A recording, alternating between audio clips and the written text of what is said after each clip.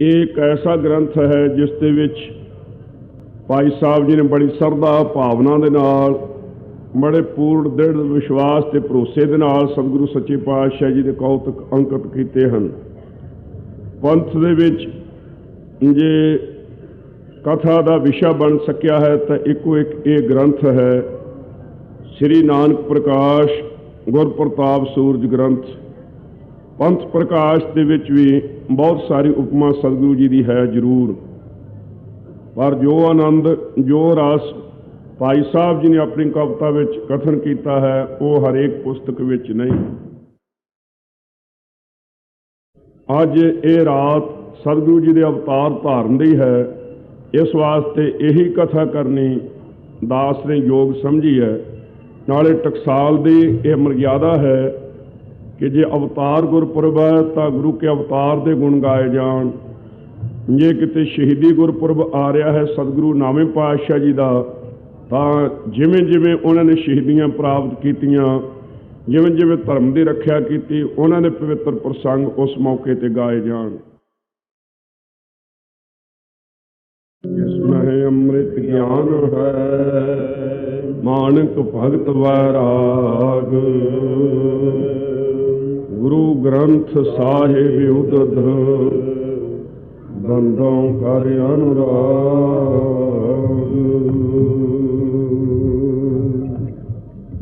ਸਤਨਾਮ ਸ੍ਰੀ ਵਾਹਿਗੁਰੂ ਸਾਹਿਬ ਜੀ।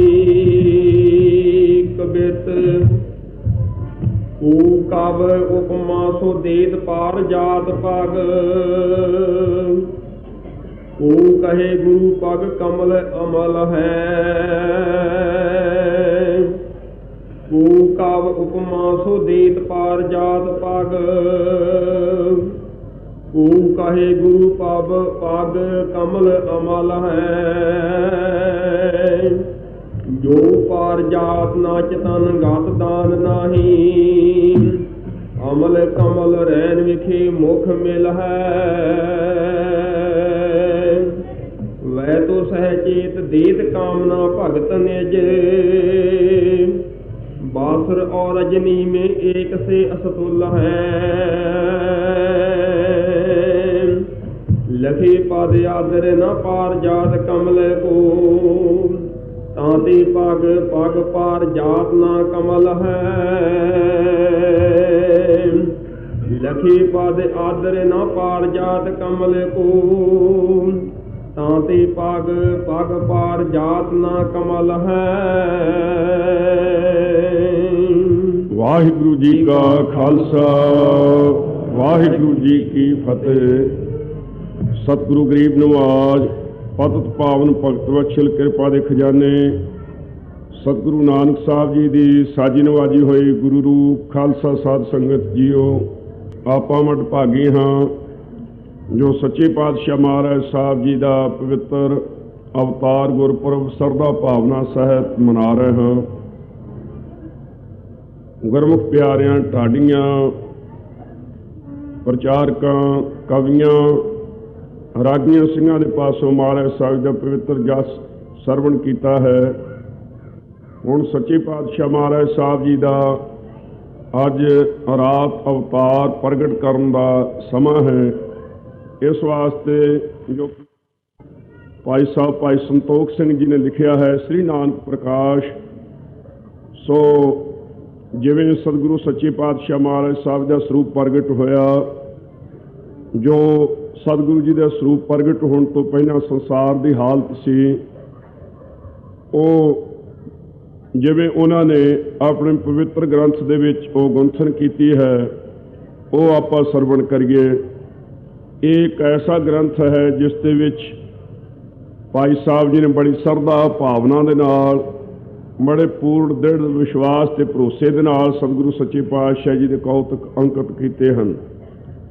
ਪੰਥ ਦੇ ਵਿੱਚ ਜੇ ਕਥਾ ਦਾ ਵਿਸ਼ਾ ਬਣ ਸਕਿਆ ਹੈ ਤਾਂ ਇੱਕੋ ਇੱਕ ਇਹ ਗ੍ਰੰਥ ਹੈ, ਸ੍ਰੀ ਨਾਨਕ ਪ੍ਰਕਾਸ਼ ਗੁਰਪ੍ਰਤਾਪ ਸੂਰਜ ਗ੍ਰੰਥ।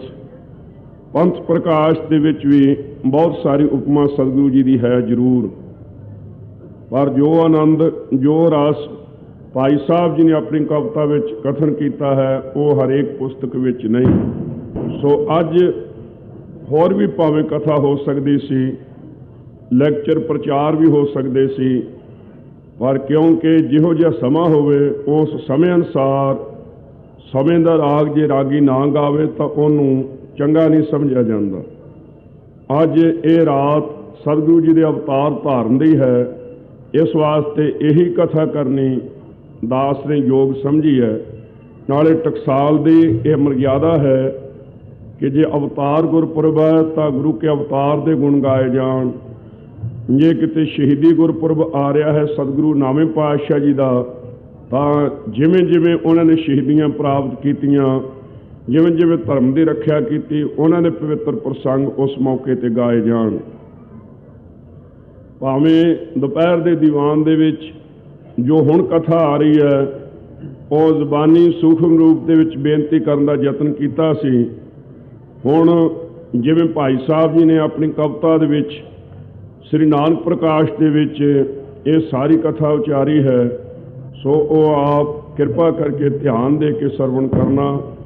ਦੁਪਹਿਰੇ ਕੁਛ ਰੌਲਾ ਗਾਲਾ ਵੀ ਬੜਾ ਕਾਫੀ ਸੀ, ਸੋ ਰੌਲੇ ਵਾਲੇ ਆਪਣਾ ਯਤਨ ਕਰੀ ਜਾਂਦੇ ਸਨ ਤੇ ਆਪਾਂ ਆਪਣਾ ਯਤਨ ਕਰੀ ਜਾਂਦੇ ਸੀ ਕਿ ਆਪਾਂ ਗੁਰੂ ਕੇ ਗੁਣ ਗਾਉਣੋਂ ਨਹੀਂ ਹਟਣਾ। ਸਰਦਾਵਾਨ ਗੁਰੂ ਕੇ ਸਿੰਘ ਸੁਣਨ ਵਾਲੇ ਵੀ ਬੜੇ ਨਿਸ਼ਚੇ ਦੇ ਨਾਲ ਸੁਣ ਰਹੇ ਸਨ। ਹੁਣ ਰੌਲਾ ਘੱਟ ਹੈ, ਬੜਾ ਟਿਕਾਅ ਹੈ। ਸੋ ਸੱਚੇ ਪਾਤਸ਼ਾਹ ਸਾਡੇ 'ਤੇ ਕਿਰਪਾ ਕਰਨ। ਜੋ ਜੋ ਸਮਾਂ ਉਸ ਮੌਕੇ 'ਤੇ ਸੀ, ਜਿਵੇਂ ਜਿਵੇਂ ਸਤਿਗੁਰੂ ਜੀ ਨੇ ਕਿਰਪਾ ਕਰਕੇ ਉਸ ਨੂੰ ਅਨੁਭਵ ਕੀਤਾ, ਦੁਬਾਰਾ ਉਹ ਕਾਲੀਆਂ ਕਰਤੂਤਾਂ ਤੇ ਭੈੜਾ ਸਮਾਂ ਸੱਚੇ ਪਾਤਸ਼ਾਹ ਸਾਡੇ 'ਤੇ ਨਾ ਲਿਆਉਣ। ਉਸ ਕੁਚਾਲੀ ਕੁਰੀਤੀ ਬਦਫੈਲੀਆਂ ਨੂੰ ਰੋਕਣ ਵਾਸਤੇ ਹਜ਼ੂਰ ਦਾ ਪਵਿੱਤਰ ਅਵਤਾਰ ਹੋਇਆ ਹੈ। ਉਹਨਾਂ ਵਿੱਚੋਂ ਜੇ ਕੋਈ ਕੁਰੀਤੀ ਸਾਡੇ ਵਿੱਚ ਆ ਗਈ ਹੈ ਤਾਂ ਅੱਜ ਅਸੀਂ ਦਸਵੇਂ ਪਾਤਸ਼ਾਹੀਆਂ ਦੀ ਆਤਮਿਕ ਜੋਤ ਸ੍ਰੀ ਗੁਰੂ ਗ੍ਰੰਥ ਸਾਹਿਬ ਜੀ ਦੀ ਹਜ਼ੂਰੀ ਦੇ ਵਿੱਚ ਪੜ੍ਹਨ ਕਰਕੇ ਉਹਨਾਂ ਦਾ ਤਿਆਗ ਕਰ ਜਾਣਾ ਹੈ, ਕਿਉਂਕਿ ਇਹ ਗੁਰੂ ਨਾਨਕ ਸਾਹਿਬ ਦਾ ਐਸਾ ਪਵਿੱਤਰ ਹੱਟ ਹੈ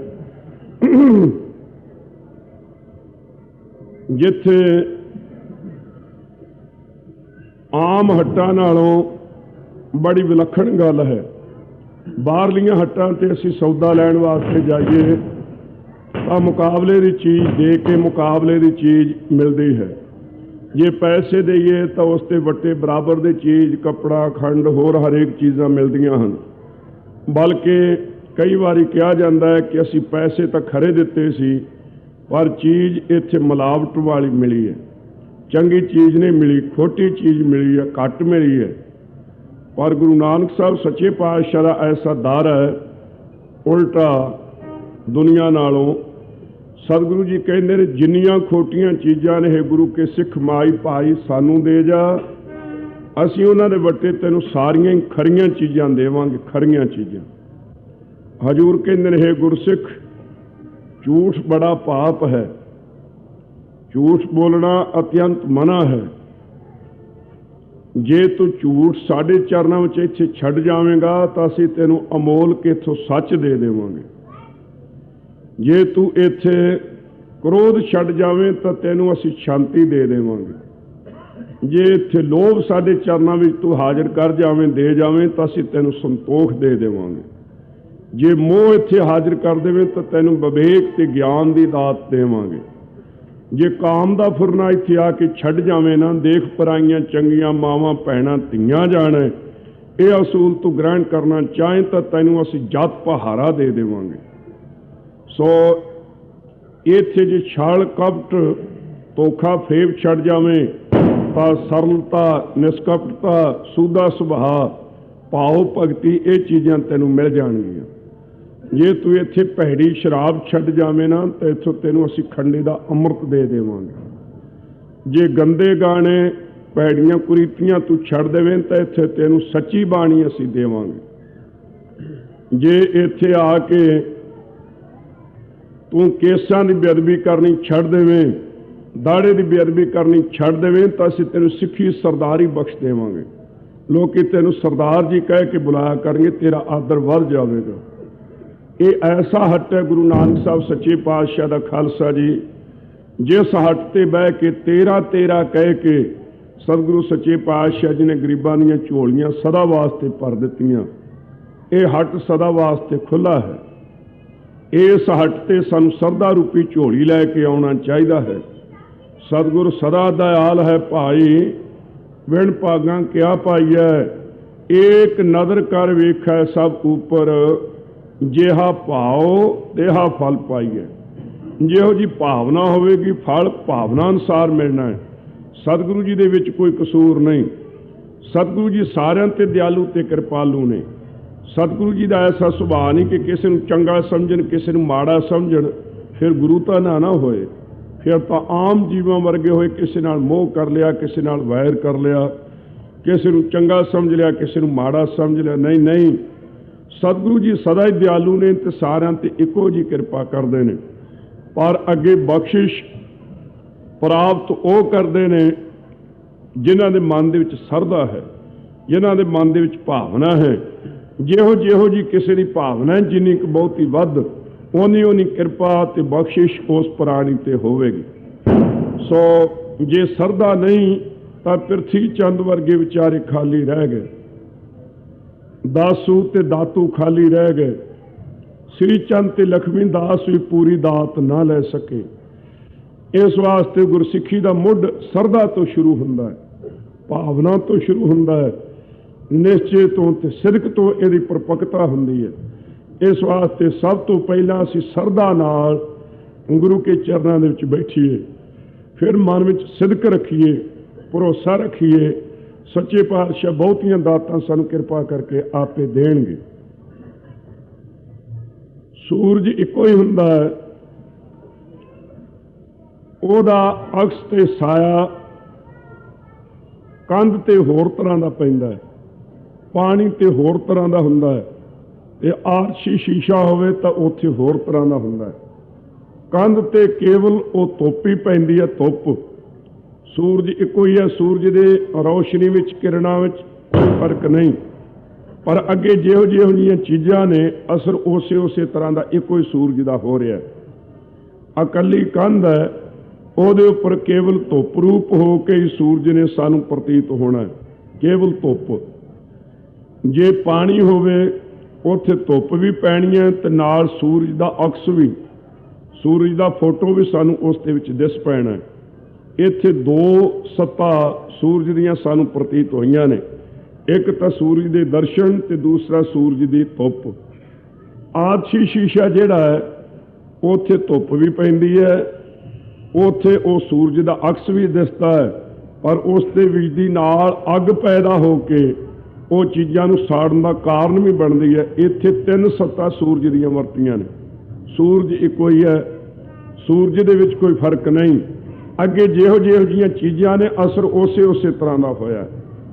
ਇਸੇ ਤਰ੍ਹਾਂ ਖਾਲਸਾ ਜੀ ਕਈ ਲੋਕ ਕੇਵਲ ਐਸੇ ਜਿਹੜੇ ਇਹ ਚਿੱਤ ਵਿੱਚ ਕਹਿੰਦੇ ਨੇ ਕਿ ਹੇ ਰੱਬਾ ਸਾਡੇ ਸਰੀਰ ਵਿੱਚ ਸੁਖ ਹੋਵੇ, ਸਾਡੇ ਕਾਰੋ ਵਿਹਾਰ ਵਿੱਚ ਵਾਧਾ ਹੋਵੇ।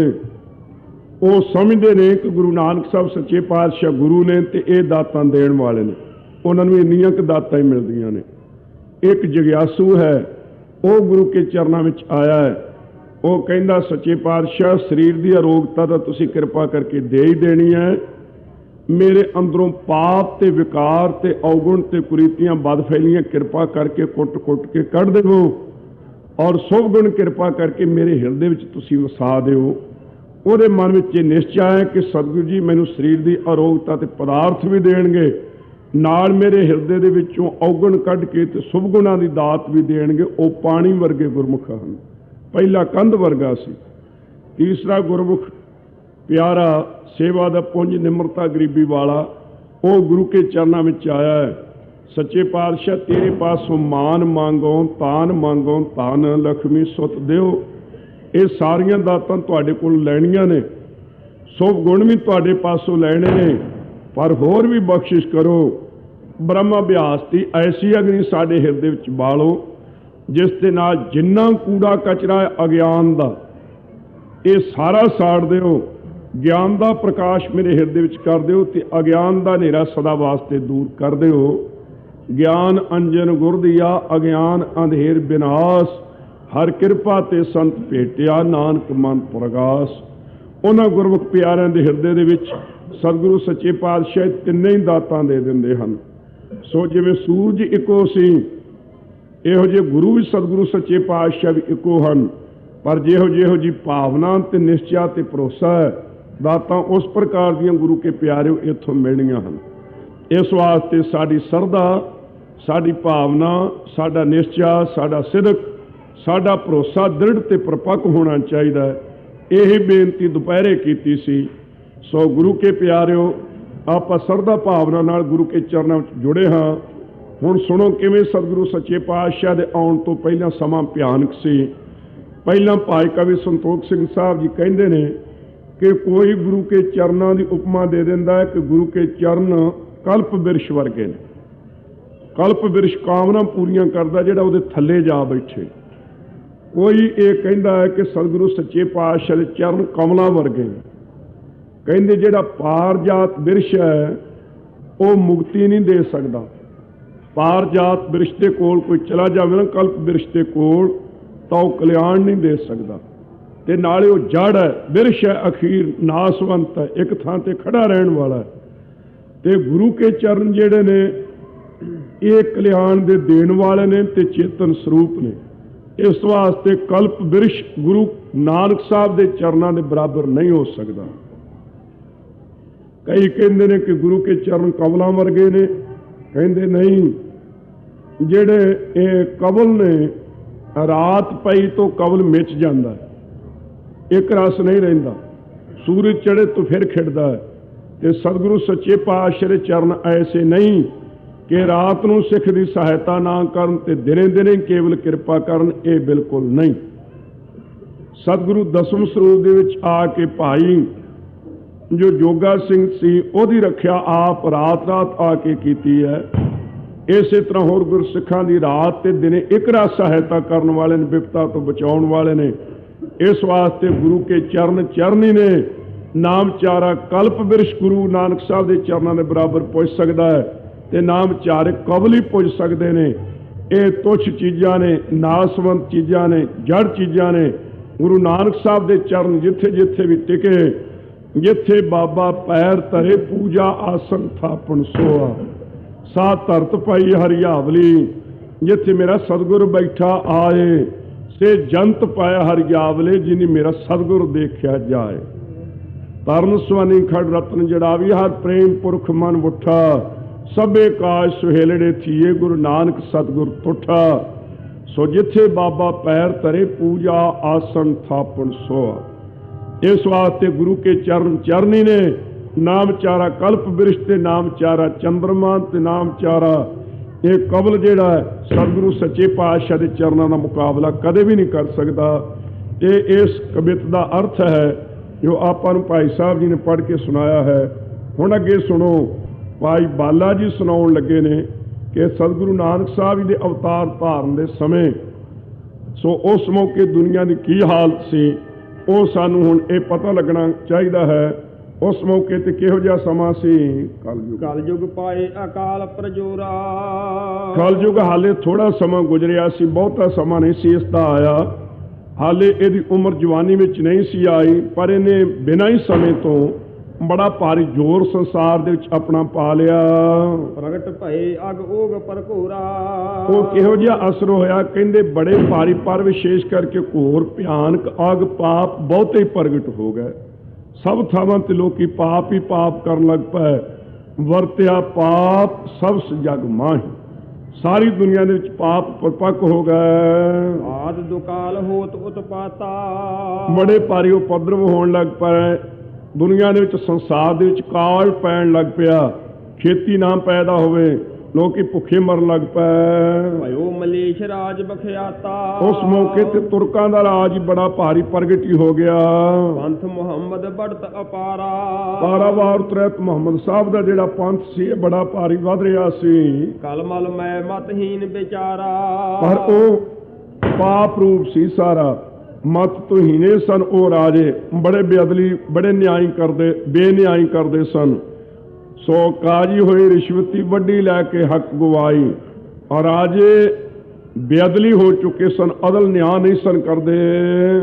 ਗੋ ਗਰੀਬ ਕੋ ਹਤ ਹੈ ਕੁਸਾਲੀ। ਗਊਆਂ ਨੂੰ ਮਾਰ ਮਾਰ ਕੇ ਖਾਂਦੇ ਸਨ, ਗਰੀਬਾਂ ਨੂੰ ਮਾਰਦੇ ਸਨ, ਬੜੇ ਖੋਟੇ ਤਰੀਕੇ ਨਾਲ ਅਨਿਆਂ ਕਰਦੇ ਸਨ।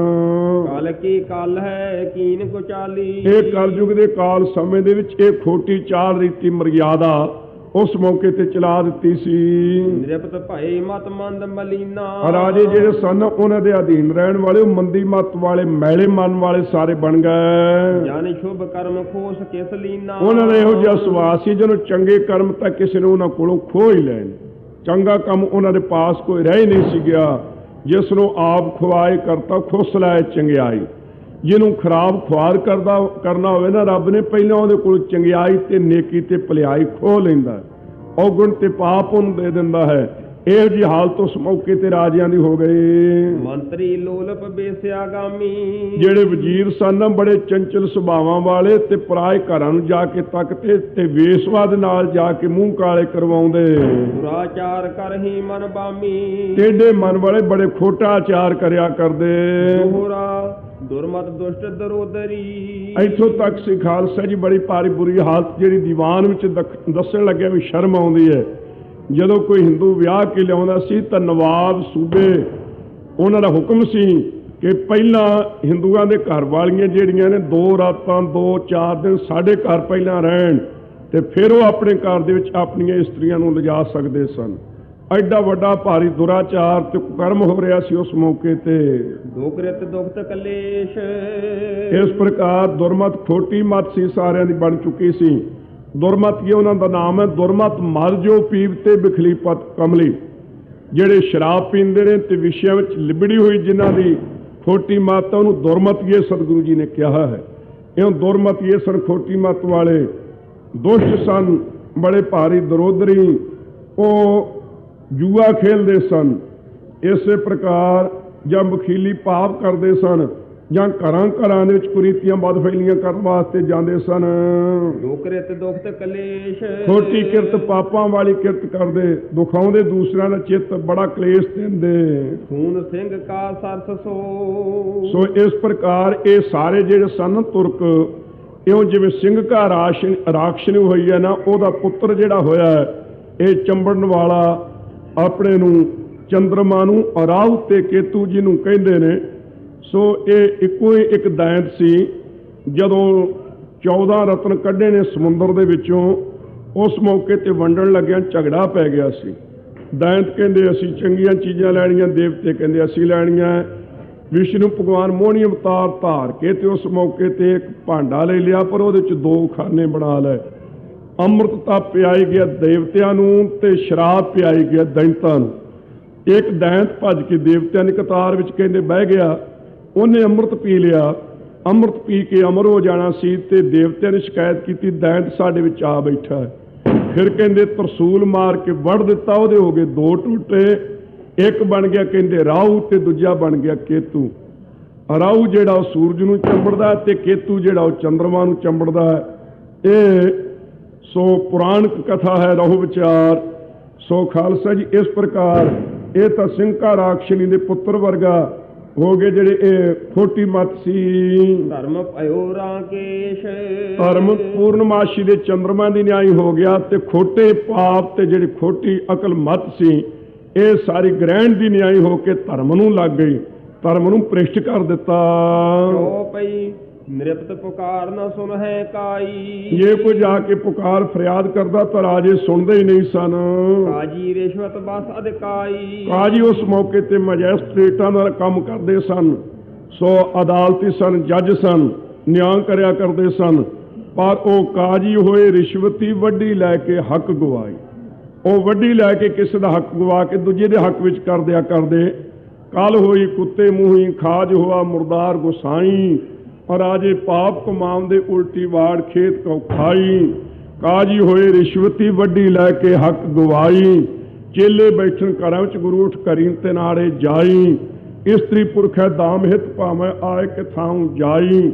ਪਰਜਾ ਅੰਧੀ ਗਿਆਨ ਬਿਨ ਕੂੜ ਕੋ ਸਤ ਮੁਖੋਂ ਆਲਾਈ। ਵਰਤਿਆ ਪਾਪ ਸਭ ਜਗ ਮਾਹੀ।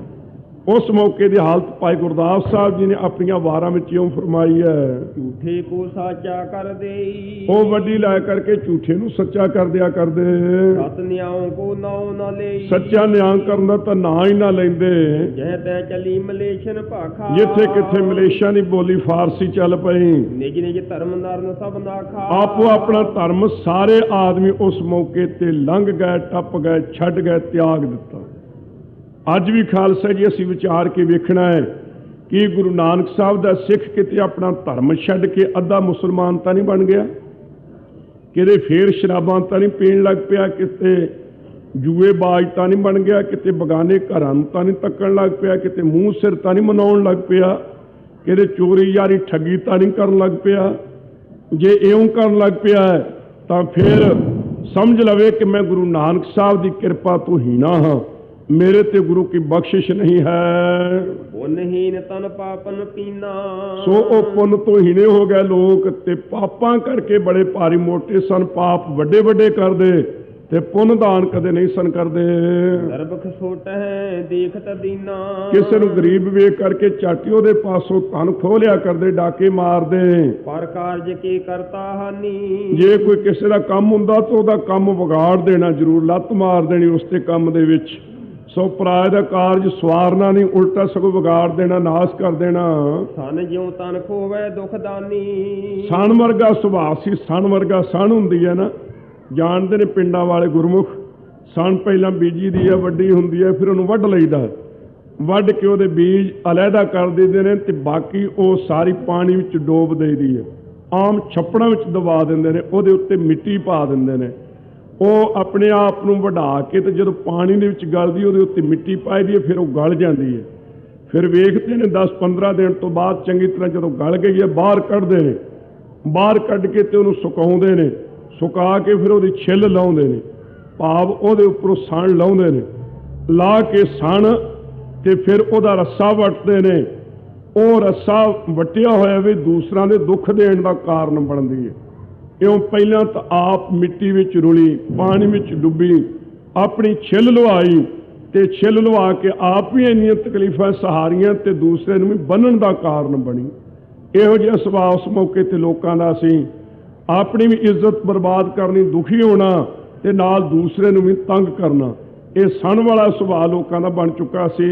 ਪਰ ਧਨ ਪਰ ਨਿੰਦਿਆ ਪਰਦਾਰਾ, ਪਰਾਇਆ ਧਨ ਚੁਰਾਉਂਦੇ, ਬਗਾਨਿਆਂ ਦੀ ਨਿੰਦਿਆ ਕਰਦੇ। ਇਸੇ ਤਰ੍ਹਾਂ ਤੇ ਬਗਾਨਿਆਂ ਦੀਆਂ ਇਸਤਰੀਆਂ ਨਾਲ ਇਸ ਦਿਨ ਤਨ ਮਨ ਸੋਹਿਤ ਧਾਰਾ, ਦਿਨ ਰਾਤ ਤਨ ਮਨ ਦੇ ਨਾਲ ਬਹੁਤਾ ਪਿਆਰ ਇਹਨਾਂ ਕੁਰੀਤੀਆਂ ਵੱਲ ਉਸ ਮੌਕੇ ਤੇ ਲੋਕਾਂ ਨੇ ਧਾਰਿਆ ਹੋਇਆ ਸੀ। ਦੋਹਰਾ ਜੰਗਮ ਬਹੁਤ ਸਰੇਵਰੇ, ਕਹਿੰਦੇ ਜੀ ਜਿਹੜੇ ਧਾਰਮਿਕ ਬੰਦੇ ਨੇ ਉਹਨਾਂ ਦੀ ਗੱਲ ਕੋਈ ਦੱਸ ਦਿਓ ਮਤਾਂ ਮਤਾਂਤਰਾਂ ਦੀ। ਕਹਿੰਦੇ ਜਿਹੜੇ ਜੰਗਮ ਸਨ, ਇਹ ਵਿਆਹ ਗਾਉਣ ਵਾਲੇ ਸ਼ਿਵ ਜੀ ਦਾ ਜਿਹੜੇ ਹੁੰਦੇ ਨਾ, ਜਿਹਨਾਂ ਨੇ ਸਿਰ ਦੇ ਉੱਪਰ ਸੋ ਮੋਰ ਦਾ ਖੰਭ ਜਿਹਾ ਟੰਗਿਆ ਹੁੰਦਾ ਤੇ ਹੱਥ ਵਿੱਚ ਟੱਲੀਆਂ ਪਗੜੀਆਂ ਹੁੰਦੀਆਂ ਨੇ, ਉਹ ਵਜਾਉਂਦੇ ਫਿਰਦੇ ਨੇ। ਉਹ ਜੰਗਮ ਸ਼ਿਵ ਜੀ ਦਾ ਤੇ ਪਾਰਵਤੀ ਦਾ ਵਿਆਹ ਗਾਉਂਦੇ ਨੇ। ਜਨਮ ਜਨਮ ਕੀ ਰਗ ਹਮਾਰੀ, ਵਰੋਂ ਸ਼ੰਭ ਨਤ ਰਹੋ ਕੁਮਾਰੀ। ਇਹ ਉਹਨਾਂ ਨੂੰ ਜੰਗਮ ਕਹੀਦਾ। ਇੱਕ ਭੇਖ ਹੈ ਜੋਗੀ ਜੰਗਮ ਸਰੇਵੜੇ ਸੰਨਿਆਸੀ ਤੇ ਦਰਵੇਸ਼, ਛੇਵਾਂ ਜਾਮਾਂ ਵਿਪਰ ਕਾ ਜਾਮ ਮੈਂ ਮੀਨ ਨਾ ਮੇਖ। ਇਹ 6 ਜਿਹੜੇ ਨਾ ਇਸ ਪ੍ਰਕਾਰ ਦੇ ਪਹਿਲਾਂ ਜੰਗਮ ਜਿਹੜੇ ਸਨ ਤੇ ਸਰੇਵੜੇ ਮੂੰਹ ਅੱਗੇ ਪੱਟੀਆਂ ਬੰਨ੍ਹ ਕੇ ਜਿਹੜੇ ਤੁਰਦੇ ਨੇ। ਸੋ ਕਹਿੰਦੇ ਪਾਣੀ ਵਿੱਚ ਹੱਥ ਨਹੀਂ ਪਾਉਣਾ, ਜੰਤ ਮਰ ਜਾਣਗੇ, ਜਲ ਜੰਤੂ ਜਿਹੜੇ ਹਨ। ਐਸੇ ਜਿਹੜੇ ਸਰੇਵੜੇ ਸਨ। ਕਰਤ ਦਿਗੰਬਰ ਰਾਰ, ਤੇ ਤੀਸਰੇ ਦਿਗੰਬਰ ਜਿਹੜੇ ਅਲਫ ਨੰਗੇ ਰਹਿਣ ਵਾਲੇ, ਪਰ ਆਪਸ ਵਿੱਚ ਝਗੜਾ ਬੜਾ ਸੀ ਇਹਨਾਂ ਦਾ। ਇੱਕ ਪਾਸੇ ਲੀੜੇ ਨਹੀਂ ਪਾਉਣੇ, ਇੱਕ ਪਾਸੇ ਕਿਸੇ ਨੇ ਪਾਣੀ ਵਿੱਚ ਨਹੀਂ ਨਹਾਉਣਾ, ਦੂਸਰੇ ਜੰਗਮ ਬਣੇ ਫਿਰਦੇ ਨੇ, ਤੁਰਦੇ ਫਿਰਦੇ ਰਹਿਣ ਵਾਲੇ, ਪਰ ਆਪਸ ਵਿੱਚ ਝਗੜਾ ਬੜਾ ਭਾਰੀ ਕਰਦੇ ਸਨ। ਭਾਈ ਗੁਰਦਾਸ ਸਾਹਿਬ ਜੀ ਨੇ ਵੀ ਕਿਹਾ, ਖੈ ਮਰਦੇ ਬਾਹਮਣ ਮੌਲਾਣੇ। ਬਾਹਮਣ ਤੇ ਮੁੱਲਾਂ ਬੜੇ ਖਹਿ ਖਹਿ ਕੇ ਮਰਦੇ ਸਨ, ਧਰਮੀ ਲੋਕ ਜਿਹੜੇ ਸਨ। ਹਰ ਦਰਸ਼ਨ ਹਰ ਨਾਮ ਬਿਨ, ਇਸੇ ਤਰ੍ਹਾਂ ਜਿਹੜੇ 6 ਦਰਸ਼ਨ ਸਨ ਨਾ ਸਾਰੇ, ਇਹ ਗੁਰੂ ਕੇ ਨਾਮ ਜਪਣ ਤੋਂ ਬਿਨਾ ਬਹੁਤ ਬਾਦ ਮੈਂ ਖਵਾਰ, ਸਾਰੇ ਐਵੇਂ ਝਗੜਿਆਂ ਦੇ ਵਿੱਚ ਖੁਆਰ ਖਰਾਬ ਹੋ ਰਹੇ ਸਨ। ਪਰਮੇਸ਼ਰ ਦਾ ਨਾਮ ਨਹੀਂ ਸੀ ਕੋਈ ਜਪਦਾ ਉਹਨਾਂ ਵਿੱਚੋਂ। ਕਿਉ ਪਈ ਕੀਨੇ ਦਵਾਦਸ਼ ਮਾਰਗ ਜੋਗੀ, ਇਹ ਗੋਰਖਮਤੀਏ ਜਿਹੜੇ ਜੋਗੀ ਨੇ, ਇਹਨਾਂ ਨੇ 12 ਰਾਹ ਆਪਣੇ ਬਣਾਉਣਾ ਕੀਤੇ, 12 ਫਿਰਕੇ ਇਹਨਾਂ ਦੇ ਅੱਗੇ ਚੱਲੇ। ਭਾਉ ਭਗਤ ਬਿਨ ਭਏ ਬਿਯੋਗੀ, ਪਰ ਪਰਮੇਸ਼ਰ ਦੀ ਪ੍ਰੇਮਾ ਭਗਤੀ ਤੋਂ ਬਿਨਾ ਇਹਨਾਂ ਦੇ ਚਿੱਤ ਵਿੱਚ ਵੀ ਵਿਛੋੜਾ ਰਹਿ ਗਿਆ। ਇਹ ਵੀ ਕਹਿੰਦੇ ਸੀ ਕੇਵਲ ਕੰਨ ਪਾੜ ਲਓ, ਗਲ ਵਿੱਚ ਖਫਣੀਆਂ ਪਾ ਲਓ, ਹੱਥ ਵਿੱਚ ਝੋਲੀ ਪਕੜ ਲਓ, ਮੰਗਦੇ ਫਿਰੋ। ਪਰ ਅਸਲ ਵਿੱਚ ਕੀ ਸੀ? ਡੰਡ ਕਮੰਡਲ ਮੋਢੇ ਭਾਰ, ਜੋਗ ਨਹੀਂ ਕਰਮਾਂ ਦੀ ਮਾਰ। ਉਹਨਾਂ ਵਿਚਾਰਾਂ ਨੂੰ ਕਰਮਾਂ ਦੀ ਮਾਰ ਮਾਰੀ ਸੀ ਰੱਬ ਨੇ, ਸੋ ਉਹ ਪਰਮੇਸ਼ਰ ਨੂੰ ਨਹੀਂ ਸੀ ਪ੍ਰਾਪਤ ਕਰ ਸਕਦੇ। ਗੁਰੂ ਨਾਨਕ ਸਾਹਿਬ ਨਾਲ ਬੜੀ ਚਰਚਾ ਹੋਈ। ਹੁਣ ਇਹ ਸ਼ਬਦ ਪੜ੍ਹ ਰਹੇ ਸਨ, ਮੁੰਦਾ ਸੰਤੋਖ ਸਰਮਪਦ ਝੋਲੀ, ਧਿਆਨ ਕੀ ਕਰਾਂ ਵਿਭੂਤ, ਭੁਗਤ ਗਿਆਨ ਦਇਆ ਭੰਡਾਰਨ, ਏਕਾ ਮਾਈ ਜੁਗਤ ਵਿਆਈ, ਆਸਣ ਲੋਏ ਲੋਏ ਭੰਡਾਰ। ਇਹ ਸ਼ਬਦ ਉਚਾਰ ਕੇ ਉਹਨਾਂ ਨੂੰ ਨਿਹਾਲ ਕੀਤਾ ਗੁਰੂ ਨਾਨਕ ਸਾਹਿਬ ਨੇ। ਪਹਿਲਾਂ ਸਭ ਪਰਮੇਸ਼ਰ ਦੀ ਪ੍ਰੇਮਾ ਭਗਤੀ ਤੋਂ ਬਿਨਾਂ ਖਾਲੀ ਸਨ, ਵਿਛੜੇ ਹੋਏ ਪਰਮੇਸ਼ਰ ਤੋਂ। ਸ਼ਾਸਤਰਨ ਵਿਪਰ ਕੋ ਬਾਦਾ, ਬ੍ਰਾਹਮਣ ਲੋਕ ਜਿਹੜੇ ਸਨ ਸ਼ਾਸਤਰ ਤਾਂ ਬੜੇ ਪੜ੍ਹੇ ਹੋਏ ਸਨ, ਪਰ ਖੋਟਾ ਝਗੜਾ ਕਰਦੇ ਸਨ, ਹੇਤ ਚਰਚਾ ਨਹੀਂ ਸਨ ਕਰਦੇ, ਪਿਆਰ ਦੀ ਚਰਚਾ ਨਹੀਂ ਸਨ ਕਰਦੇ, ਇੱਕ ਦੂਜੇ ਨੂੰ ਢਾਉਣ ਦਾ ਯਤਨ ਕਰਦੇ ਸਨ। ਮੈਂ ਬਹੁਤਾ ਵਿਦਵਾਨ ਹੈ, ਦੂਸਰਾ ਕਹਿੰਦਾ ਸੀ ਮੈਂ ਬਹੁਤਾ ਵਿਦਵਾਨ ਹੈ। ਆਪਸ ਵਿੱਚ ਖੋਟੇ ਝਗੜੇ ਕਰਕੇ ਇੱਕ ਦੂਜੇ ਨੂੰ ਹਰਾਉਣ ਦਾ ਯਤਨ ਕਰਦੇ ਸਨ, ਵਿੱਚੋਂ ਸਿਧਾਂਤ ਨਹੀਂ ਸਨ ਗ੍ਰਹਿਣ ਕਰਦੇ। ਬਹੁਤ ਪਰਸਪਰ ਵਰਤ ਵਿਖਾਦਾ, ਇਸ ਵਾਸਤੇ ਆਪਸ ਵਿੱਚ ਬੜਾ ਭਾਰੀ ਝਗੜਾ ਵੱਧਦਾ ਸੀ। ਮੂੰਡ ਮੁੰਡਾਵੇ ਹੋਏ ਸੰਨਿਆਸੀ, ਇੱਕ ਕਹਿੰਦੇ ਕਿ ਮੂੰਹ ਸਿਰ ਮਨਾ ਕੇ ਜਿਹੜੇ ਐਨ ਟਿੰਡ ਵਰਗਾ ਸਿਰ ਕੱਢ ਲੈਂਦੇ, ਉਹ ਕਹਿੰਦੇ ਅਸੀਂ ਸੰਨਿਆਸੀ ਬਣ ਗਏ ਹਾਂ। ਸੰਨਿਆਸੀ ਨਾਮ ਵੱਡੇ ਤਿਆਗੀ ਦਾ, ਜਿਹੜਾ ਬਹੁਤਾ ਤਿਆਗੀ ਹੋਵੇ, ਕਿਸੇ ਚੀਜ਼ ਨੂੰ ਵੀ ਗ੍ਰਹਿਣ ਕਰੇ ਹੀ ਨਾ, ਉਹ ਸੰਨਿਆਸੀ ਬਣ ਗਏ ਜਿਹੜੇ ਮੂੰਹ ਸਿਰ ਮਨਾ ਕੇ। ਦਰਬ ਨਾਰ ਮਹਿਰਦਾ ਦੁਰਾਸੀ, ਪਰ ਅਸਲ ਦੇ ਵਿੱਚ ਪਰਾਈਆਂ ਇਸਤਰੀਆਂ ਤੇ ਬਹੁਤਾ ਧਨ ਇਕੱਠਾ ਕਰਨ ਦੇ ਵਿੱਚ ਖੋਟੀ ਆਸ ਉਹਨਾਂ ਦੇ ਮਨ ਵਿੱਚ ਵੀ ਲੱਗ ਗਈ। ਕਹਿੰਦੇ ਸੀ ਸੰਨਿਆਸੀ ਹੈ, ਪਰ ਸੰਨਿਆਸੀਆਂ ਦਾ ਨਾਮ ਬਰਬਾਦ ਕਰ ਰਹੇ ਸਨ। ਸੰਨਿਆਸੀ ਆਸਾ ਸੁੰਨ ਹੋ ਜਾਣੀ, ਕੋਈ ਆਸਾ ਦੁਨੀਆ ਦੀ ਰਹਿ ਨਾ ਜਾਣੀ, ਪਰ ਪਰਾਈ ਇਸਤਰੀਆਂ ਤੇ ਬਹੁਤੀ ਮਾਇਆ ਦੀ ਖੋਟੀ ਇੱਛਾ ਇਹਨਾਂ ਦੇ ਮਨ ਵਿੱਚ ਲੱਗ ਪਈ। ਭਈ ਅਤੀਤ ਕਹਾਏ ਬੈਰਾਗੀ, ਇੱਕ ਲੋਕੀ ਅਤੀਤ ਕਹਾਉਂਦੇ ਸਨ ਕਿ ਅਸੀਂ ਵੈਰਾਗਵਾਨ ਹਾਂ, ਤੇ ਵੱਧ ਮਨ ਦੌ ਲਾਗੀ, ਪਰ ਉਹਨਾਂ ਦੇ ਮਨ ਦੇ ਵਿੱਚ ਦੌ ਅਗਨੀ ਤ੍ਰਿਸ਼ਨਾ ਦੀ ਗ੍ਰਸਤੀਆਂ ਨਾਲ ਵੀ ਵੱਧ ਲੱਗੀ ਹੋਈ ਸੀ। ਮਾਇਆ ਬਹੁਤੀ ਇਕੱਠੀ ਕਰਨੀ, ਆਪਣੇ ਆਪ ਨੂੰ ਅਤੀਤ ਕਹਾਉਂਦੇ ਸਨ, ਵੈਰਾਗੀ ਕਹਾਉਂਦੇ ਸਨ, ਸੰਨਿਆਸੀ ਕਹਾਉਂਦੇ ਸਨ ਕਿ ਪਰਮ ਤਿਆਗੀਆਂ ਅਸੀਂ ਦੁਨੀਆ ਨੂੰ ਤਿਆਗ ਦਿੱਤਾ ਹੈ। ਪਰ ਗ੍ਰਸਤੀ ਆਦਮੀ ਦੇ ਚਿੱਤ ਵਿੱਚ ਜਿਵੇਂ ਲਾਲਚ ਹੁੰਦਾ ਹੈ, ਬਹੁਤਾ ਧਨ ਪਦਾਰਥ ਹੋਵੇ, ਇਹਨਾਂ ਨਾਲ ਵੀ ਵੱਧ ਤ੍ਰਿਸ਼ਨਾ ਦੀ ਅੱਗ ਉਹਨਾਂ ਦੇ ਮਨ ਵਿੱਚ ਲੱਗ ਚੁੱਕੀ ਸੀ। ਬਨੌਟੀ ਨਾਮ ਕੇਵਲ ਰਹਿ ਗਿਆ, ਜੀਵਨ ਨਹੀਂ ਸੀ ਉਹ ਜਿਹਾ ਰਹਿ ਗਿਆ। ਪੰਡਤ ਪਹਿਰੂਆ ਕਰਹਿ ਸਤੇਈ, ਪੰਡਤ ਲੋਕਾਂ ਦਾ ਫਰਜ਼ ਸੀ ਕਿ ਉਹ ਪਹਿਰੇਦਾਰ ਬਣ ਕੇ ਸੋ ਕੌਮ ਨੂੰ ਸੋਹਣਾ ਪ੍ਰਚਾਰ ਦੇ ਕੇ ਵਿਦਵਾਨ ਲੋਕ ਜਿਹੜੇ ਸਨ ਉਹ ਕੌਮ ਦੀ ਰਾਖੀ ਕਰਦੇ, ਉਹ ਪਹਿਰੇਦਾਰ ਸਨ ਕੌਮ ਦੇ, ਪਰ ਉਹ ਤਾਂ ਉਲਟਾ ਉਹੀ ਚੋਰੀ ਕਰਨ ਲੱਗ ਪਏ। ਸੋ ਜਿਸ ਪ੍ਰਕਾਰ ਖੇਤੀ ਨੂੰ ਵਾੜ ਹੀ ਉੱਠ ਕੇ ਖਾਣ ਲੱਗ ਪਵੇ, ਉਲਟੀ ਵਾੜ ਖੇਤ ਕੋ ਖਾਈ, ਇਹੋ ਜਿਹਾ ਸੁਭਾਅ ਬਣ ਗਿਆ ਸੀ ਉਸ ਮੌਕੇ ਦੇ ਵਿਦਵਾਨਾਂ ਦਾ। ਰਖਵਾਰੀ ਕੋ ਸਦਨ ਕਰੇ, ਦੱਸੋ ਭਾਈ ਫਿਰ ਇਸ ਘਰ ਦੀ ਰਾਖੀ ਕੌਣ ਕਰਦਾ? ਰਾਖੀ ਕਰਨ ਵਾਲਾ ਕੋਈ ਨਹੀਂ ਸੀ ਰਹਿ ਗਿਆ। ਅੱਜ ਤਾਈਏ ਬੇਨਤੀ ਦੁਪਹਿਰੇ ਵੀ ਕੀਤੀ ਸੀ ਕਿ ਗੁਰੂ ਤੇਗ ਬਹਾਦਰ ਸਾਹਿਬ ਦਾ 300 ਸਾਲਾ ਸ਼ਹੀਦੀ ਗੁਰਪੁਰਬ ਮਨਾਉਣ ਦੇ ਸੰਬੰਧ ਵਿੱਚ ਥਾਵਾਂ ਥਾਵਾਂ ਤੇ ਜੋ ਜਥੇ ਵੱਲੋਂ ਇਸ ਟਕਸਾਲ ਵੱਲੋਂ ਪ੍ਰੋਗਰਾਮ ਬਣੇ ਹੋਏ ਨੇ, ਸਾਰੇ ਹਿੰਦੁਸਤਾਨ ਭਰ ਦੇ ਹਰੇਕ ਥਾਵਾਂ ਤੇ ਜਲੂਸ ਜ਼ਰੂਰ ਕੱਢਦੇ ਹਾਂ। ਨਾਲ ਇਹ ਪਲਣ ਕੀਤਾ ਹੈ ਕਿ ਜਿੱਥੋਂ ਕੌਮ ਟਹਿੰਦੀਆਂ ਕਲਾਂ ਨੂੰ ਗਈ ਹੈ, ਪੰਥ ਟਹਿੰਦੀਆਂ ਕਲਾਂ ਨੂੰ ਗਿਆ ਹੈ, ਉਹ ਬਿਮਾਰੀ ਲੱਭ ਕੇ ਉਹਦਾ ਇਲਾਜ ਜਾਇਜ਼ ਤੇ ਅਸਲ ਉਸ ਚੀਜ਼ ਦਾ ਇਲਾਜ ਕਰਨਾ ਚਾਹੀਦਾ। ਉਹ ਪਤਾ ਲੱਗਾ ਹੈ ਸਾਨੂੰ ਕਿ ਅਸੀਂ ਲੋਕ ਜਿਹੜੇ ਹਨ ਪ੍ਰਚਾਰਕ ਲੋਕ, ਮਹਾਤਮਾ ਕਹਾਉਣ ਵਾਲੇ, ਸੰਤ ਕਹਾਉਣ ਵਾਲੇ, ਰਾਗੀ ਢਾਡੀ ਕਵੀ ਤੇ ਪ੍ਰਚਾਰਕ ਕਹਾਉਣ ਵਾਲੇ, ਅਸੀਂ ਵਿਗੜੇ ਹਾਂ, ਅਸੀਂ ਕੌਮ ਨਹੀਂ ਵਿਗੜੀ। ਬਿਲਕੁਲ ਇਹ ਗਲਤ ਹੈ। ਇਹ ਕਹਿਣਾ ਗਲਤ ਹੈ ਕਿ ਸਿੱਖੀ ਸਮਾਪਤ ਹੋ ਗਈ ਹੈ ਜਾਂ ਹੋ ਜਾਵੇਗੀ, ਝੂਠ ਹੈ। ਨਹੀਂ, ਸਿੱਖੀ ਦਾ ਪ੍ਰਚਾਰ ਘਟ ਗਿਆ, ਸਿੱਖੀ ਨਹੀਂ ਘਟੀ। ਸਿੱਖੀ ਦਾ ਪ੍ਰਚਾਰ ਕਰਨ ਵਾਲੇ ਲੋਕ ਅੱਜ ਪਖੰਡੀ ਬਣ ਗਏ ਨੇ। ਮਾਇਆ ਦੀ ਤ੍ਰਿਸ਼ਨਾ ਹੈ, ਜੇ ਤਾਂ ਬਾਜੇ ਤੇ ਪੈਸੇ ਚੰਗੇ ਆ ਗਏ ਫਿਰ ਤਾਂ 5 ਮਿੰਟ ਮੁੱਲ ਜੋਰੀ ਵੱਧ ਲਾਈ ਜਾਣੇ ਆ, ਤੇ ਜੇ ਸੰਗਤ ਨਹੀਂ ਕੁਛ ਦਿੰਦੀ ਤਾਂ ਮੁੜ ਮੁੜ ਕੇ ਘੜੀ ਵੇਖਣੀ ਹੈ ਕਦੋਂ ਟਾਈਮ ਲੰਘੇ ਤੇ ਇੱਥੋਂ ਅਸੀਂ ਉੱਠ ਕੇ ਪਰੇ ਜਾਈਏ। ਇਹ ਹਾਲਤ ਬਣ ਗਈ ਸਾਡੀ। ਮੱਥੇ ਟਿਕਾਉਣ ਦੇ ਵਿੱਚ ਅਸੀਂ ਸੰਤ ਲੋਕ ਲੱਗ ਗਏ, ਸਾਨੂੰ ਬਹੁਤੇ ਮੱਥੇ ਟੇਕੋ, ਸਾਡੀ ਪੂਜਾ ਪ੍ਰਤਿਸ਼ਠਾ ਕਰੋ। ਸਾਡੇ ਜੀਵਨ ਤੜਕੇ ਅੰਮ੍ਰਿਤ ਵੇਲੇ ਉੱਠਣ ਵਾਲੇ, ਸਵਾਸ ਸਵਾਸ ਨਾਮ ਜਪਣ ਵਾਲੇ, ਪਰਉਪਕਾਰ ਵਾਲੇ, ਆਪਣੇ ਸਰੀਰ ਤੇ ਕਸ਼ਟ ਸਹਾਰ ਕੇ ਦੂਸਰਿਆਂ ਨੂੰ ਸੁਖ ਦੇਣ ਵਾਲੇ ਨਹੀਂ ਰਹਿ ਗਏ। ਇਸ ਵਾਸਤੇ ਯਤਨ ਕੀਤਾ ਹੈ ਕਿ ਜਿੰਨੇ ਸਾਡਾ ਭਾਈਚਾਰਾ ਹੈ ਕਵੀ ਸਿੰਘ, ਢਾਡੀ ਸਿੰਘ, ਪ੍ਰਚਾਰਕ ਸਿੰਘ ਤੇ ਗ੍ਰੰਥੀ ਸਿੰਘ, ਜਿਹੜਾ ਵੀ ਕੋਈ ਸ਼ਰਾਬ ਤੇ ਮਾਸ ਵਰਤਦਾ ਉਹਨੂੰ ਸਟੇਜ ਤੇ ਕਦੇ ਨਹੀਂ ਬਹਿਣ ਦੇਣਾ। ਨਹੀਂ ਭਾਈ ਤੂੰ ਸਟੇਜ ਤੇ ਖਲੋ ਕੇ ਤੂੰ ਪ੍ਰਚਾਰ ਕਰਨ ਦਾ ਕੀ ਲੱਗਦਾ ਹੈ, ਅਸੀਂ ਕੀ ਤੇਰੇ ਕੋਲ ਸੁਣੀਏ। ਹੁਣ ਤੂੰ ਇੱਥੇ ਸੰਗ ਪਾੜ ਕੇ ਇਹ ਗੱਲਾਂ ਕਹਿ ਰਿਹਾ, ਅੰਦਰ ਜਾ ਕੇ ਤੂੰ ਬੋਤਲ ਖੋਲ ਲੈਣੀ ਹੈ ਤੇ ਹੱਡੀਆਂ ਚੱਬਣੀਆਂ ਨੇ। ਸਾਨੂੰ ਨਹੀਂ ਤੇਰੇ ਪ੍ਰਚਾਰ ਦਾ ਅਸਰ, ਕੋਈ ਵੀ ਸਾਡਾ ਕੁਛ ਨਹੀਂ ਸਵਾਰਦਾ। ਅਸੀਂ ਨਹੀਂ ਤੇਰੇ ਕੋਲ ਇਹ ਗੱਲਾਂ ਸੁਣਨੀਆਂ। ਜੇ ਸਾਨੂੰ ਸੁਣਾਉਣਾ ਹੀ ਤਾਂ ਸਾਡੇ ਕੋਲ ਰੋਲ ਧਾਰਮਿਕ ਬਣ ਕੇ ਆ, ਅੰਦਰੋਂ ਜੀਵਨ ਜਿਹੋ ਜਿਹਾ ਤੇਰਾ ਨਾ ਉਹੋ ਜਿਹੀ ਗੱਲ ਸਾਡੇ ਨਾਲ ਕਰ। ਬਨਾਵਟੀ ਤੇ ਪਖੰਡ ਵਾਲੀ ਗੱਲ ਅਸੀਂ ਨਹੀਂ ਕਰਨ ਦੇਣੀ। ਗੁਰੂ ਕੀ ਕਿਰਪਾ ਹੋਈ ਹੈ, 20 ਜਥਿਆਂ ਨੂੰ ਅੰਮ੍ਰਿਤ ਛਕਾਇਆ, 20 ਜਥਿਆਂ ਨੂੰ ਆਹ 2 ਪ੍ਰੋਗਰਾਮਾਂ ਤੇ, ਔਰ ਉਹਨਾਂ ਦਾ ਸਤਿਕਾਰ ਕੀਤਾ ਹੈ, ਸਿਰੋਂ ਭਾਵ ਦਿੱਤੇ ਨੇ, ਔਰ ਉਹਨਾਂ ਨੂੰ ਕਿਹਾ ਕਿ ਹਰੇਕ ਸਟੇਜ ਤੇ ਤੁਹਾਡਾ ਆਦਰ ਸਤਿਕਾਰ ਕਰਿਆ ਕਰਾਂਗੇ। ਸੋ ਗੁਰੂ ਕੇ ਪਿਆਰਿਓ, ਜੇ ਪੰਥ ਦੀ ਚੜ੍ਹਦੀ ਕਲਾ ਚਾਹੁੰਦੇ ਹੋ ਤਾਂ ਤੁਸੀਂ ਵੀ ਇਹਨਾਂ ਸਟੇਜਾਂ ਤੇ ਪੜ੍ਹਨ ਕਰੋ ਕਿ ਜੇ ਸਿੰਘ ਨਾਮ ਵਾਲਾ ਤੇ ਦਾੜਾ ਰੰਗਿਆ ਨਾ ਹੋਵੇ, ਦਾੜਾ ਬੱਧਾ ਨਾ ਹੋਵੇ, ਦਾੜਾ ਮੁੰਨਿਆ ਨਾ ਹੋਵੇ, ਸ਼ਰਾਬ ਤੇ ਮਾਸ ਨਾ ਵਰਤਦਾ ਹੋਵੇ, ਅੰਮ੍ਰਿਤ ਧਾਰੀ ਹੋਵੇ, ਨਿਤਨੇਮੀ ਹੋਵੇ, ਫਿਰ ਆ ਕੇ ਜੇ ਸਾਨੂੰ ਕੋਈ ਸੁਣਾਵੇਗਾ ਤਾਂ ਸਾਡੇ ਮਨਾਂ ਤੇ ਅਸਰ ਪੈਣਾ, ਐਵੇਂ ਨਹੀਂ ਪੈਣਾ। ਇਹੋ ਜਿਹੇ ਪੜ੍ਹਨ ਗੁਰਪੁਰਬਾਂ ਤੇ ਇਹਨਾਂ ਸਟੇਜਾਂ ਤੋਂ ਵੀ ਸਾਰਿਆਂ ਥਾਵਾਂ ਤੋਂ ਹੋਣੇ ਚਾਹੀਦੇ ਨੇ।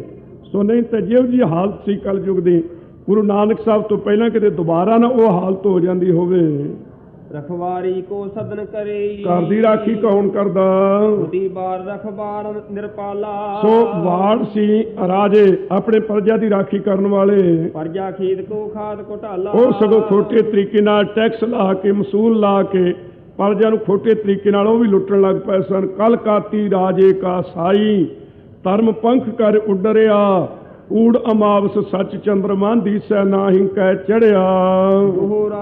ਹਜੂਰ ਨੇ ਤਾਈਏ ਬਚਨ ਕੀਤੇ ਨੇ ਸੱਚੇ ਪਾਤਸ਼ਾਹ ਜੀ ਨੇ, ਰਾਜੇ ਸੀ ਮੁਕੱਦਮ ਕੁੱਤੇ, ਜਾਏ ਜਗਾਇਨ ਬੈਠੇ ਸੁੱਤੇ, ਚਾਕਰ ਨਹਿੰਦਾ ਪਾਇਨ ਕਾਓ, ਰਤ ਪਿਤ ਕੁੱਤਿਓ ਚੱਟ ਜਾਓ। ਸੱਚੇ ਪਾਤਸ਼ਾਹ ਜੀ ਨੇ ਇੱਕ ਦ੍ਰਿਸ਼ਟਾਂਤ ਦਿੱਤਾ, ਅਲੰਕਾਰ ਫਰਮਾਇਆ ਹੈ।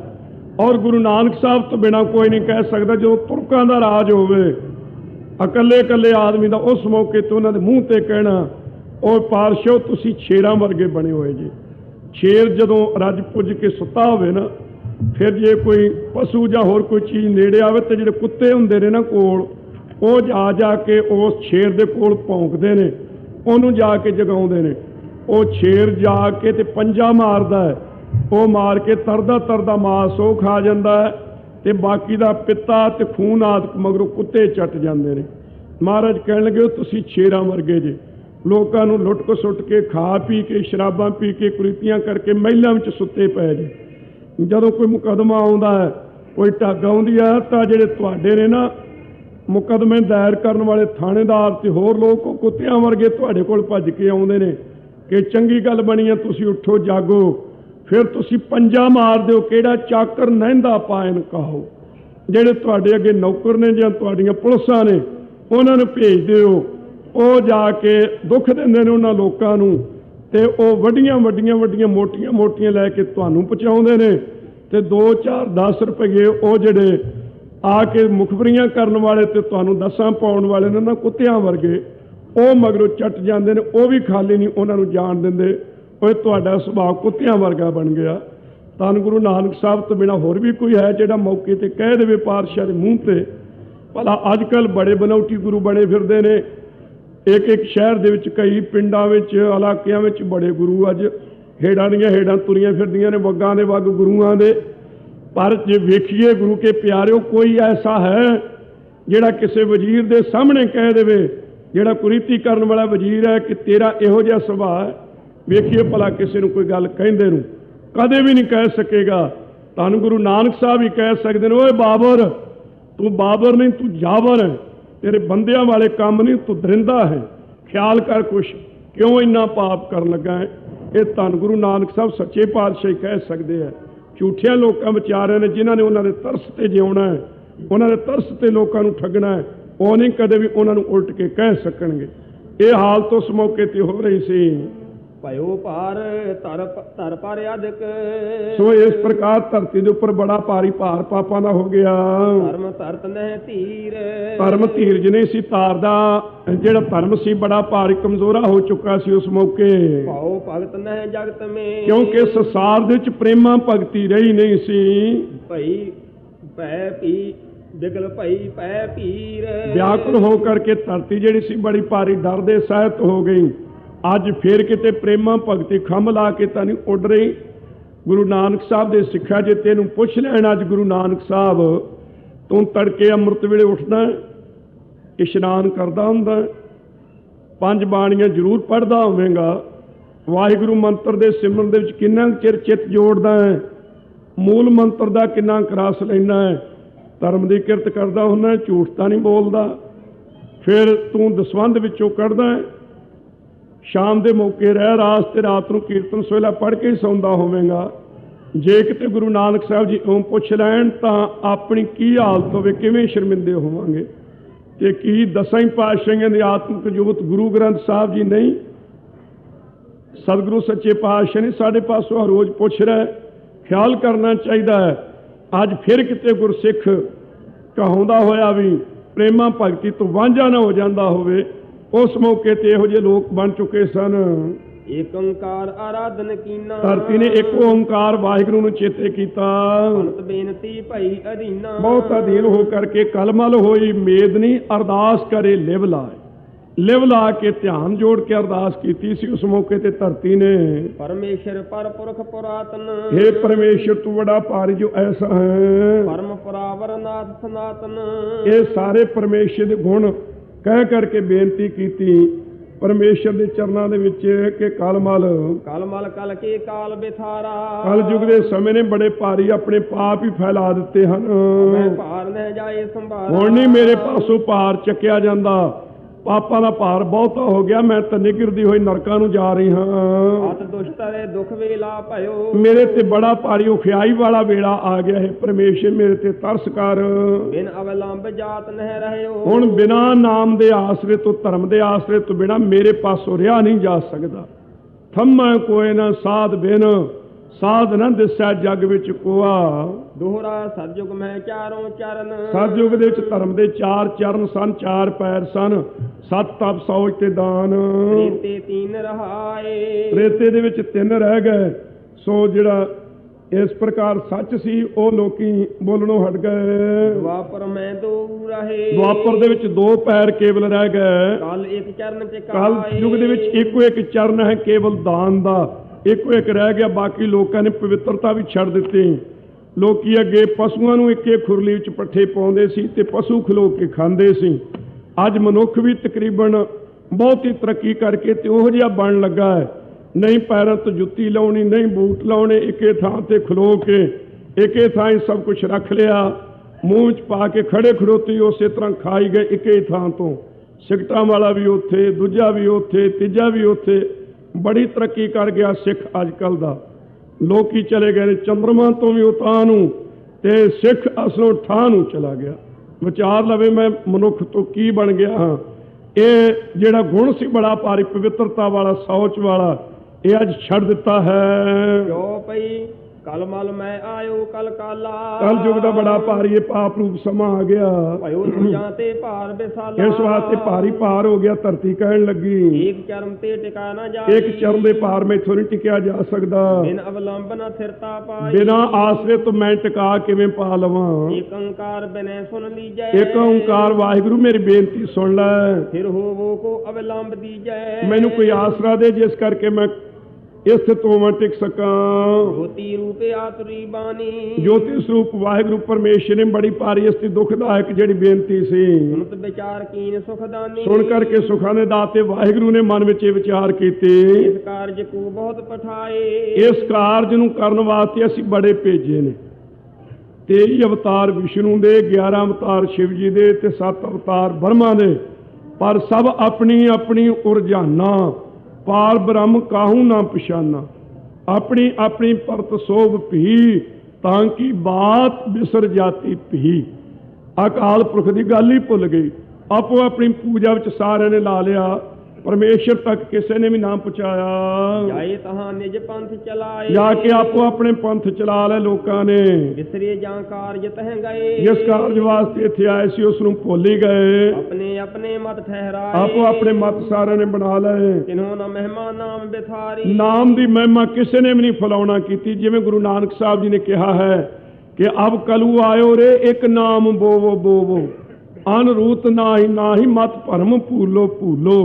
ਇਹ ਬਚਨ ਕੇਵਲ ਗੁਰੂ ਨਾਨਕ ਸਾਹਿਬ ਜੀ ਨੇ ਕਹੇ ਨੇ, ਬਾਕੀ ਹੋਰ ਕੋਈ ਨਹੀਂ ਕਹਿ ਸਕਿਆ। ਆਓ ਭਗਤ ਕੀ ਰੀਤ ਨਾ ਡਾਰੀ, ਪਰਮੇਸ਼ਰ ਦੀ ਪ੍ਰੇਮਾ ਭਗਤੀ ਦੀ ਮਰਿਆਦਾ ਕਿਸੇ ਨੇ ਚਲਾਈ ਨਹੀਂ ਦੁਨੀਆ ਵਿੱਚ। ਜਿਉ ਹੋਵਤ ਅਵਲੰਬਤ ਸ਼ੋਨੀ, ਜਿਵੇਂ ਧਰਤੀ ਆਸਰੇ ਸਹਿਤ ਹੋ ਜਾਂਦੀ, ਇਉਂ ਵਿਚਾਰ ਬੋਲੇ ਜਗ ਜੋਨੀ। ਇਹ ਗੱਲ ਮਨ ਵਿੱਚ ਵਿਚਾਰ ਕੇ ਜਗ ਦੇ ਕਾਰਨ ਰੂਪ ਪਰਮੇਸ਼ਰ ਇਉਂ ਬੋਲਿਆ, ਧਰਤੀ ਨੂੰ ਕਹਿਣ ਲੱਗਾ ਵਾਹਿਗੁਰੂ।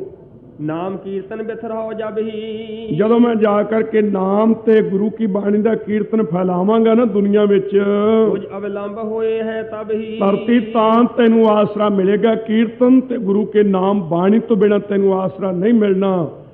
ਅੱਜ ਮੁੜ ਕਿਹਾ ਜਾ ਰਿਹਾ ਹੈ ਨਰਕ ਧਾਰੀਆਂ ਵੱਲੋਂ, ਕਹਿੰਦੇ ਉਹ ਗੁਰਦੁਆਰੇ ਨਾ ਜਾਇਓ, ਹਰ ਰੋਜ਼ ਉਹੀ ਆਸਾ ਦੀ ਵਾਰ ਦਾ ਕੀਰਤਨ, ਹਰ ਰੋਜ਼ ਉਹੀ ਵਾਹਿਗੁਰੂ ਵਾਹਿਗੁਰੂ ਕਹੀ ਜਾਣਾ, ਹਰ ਰੋਜ਼ ਉਹੀ ਸੁਖਮਨੀ ਸਾਹਿਬ ਦਾ ਪਾਠ ਤੇ ਉਹੀ ਪੰਜੇ ਬਾਣੀਆਂ ਦੇ ਨਿਤਨੇਮ, ਇਉਂ ਨਾ ਕਰਿਓ।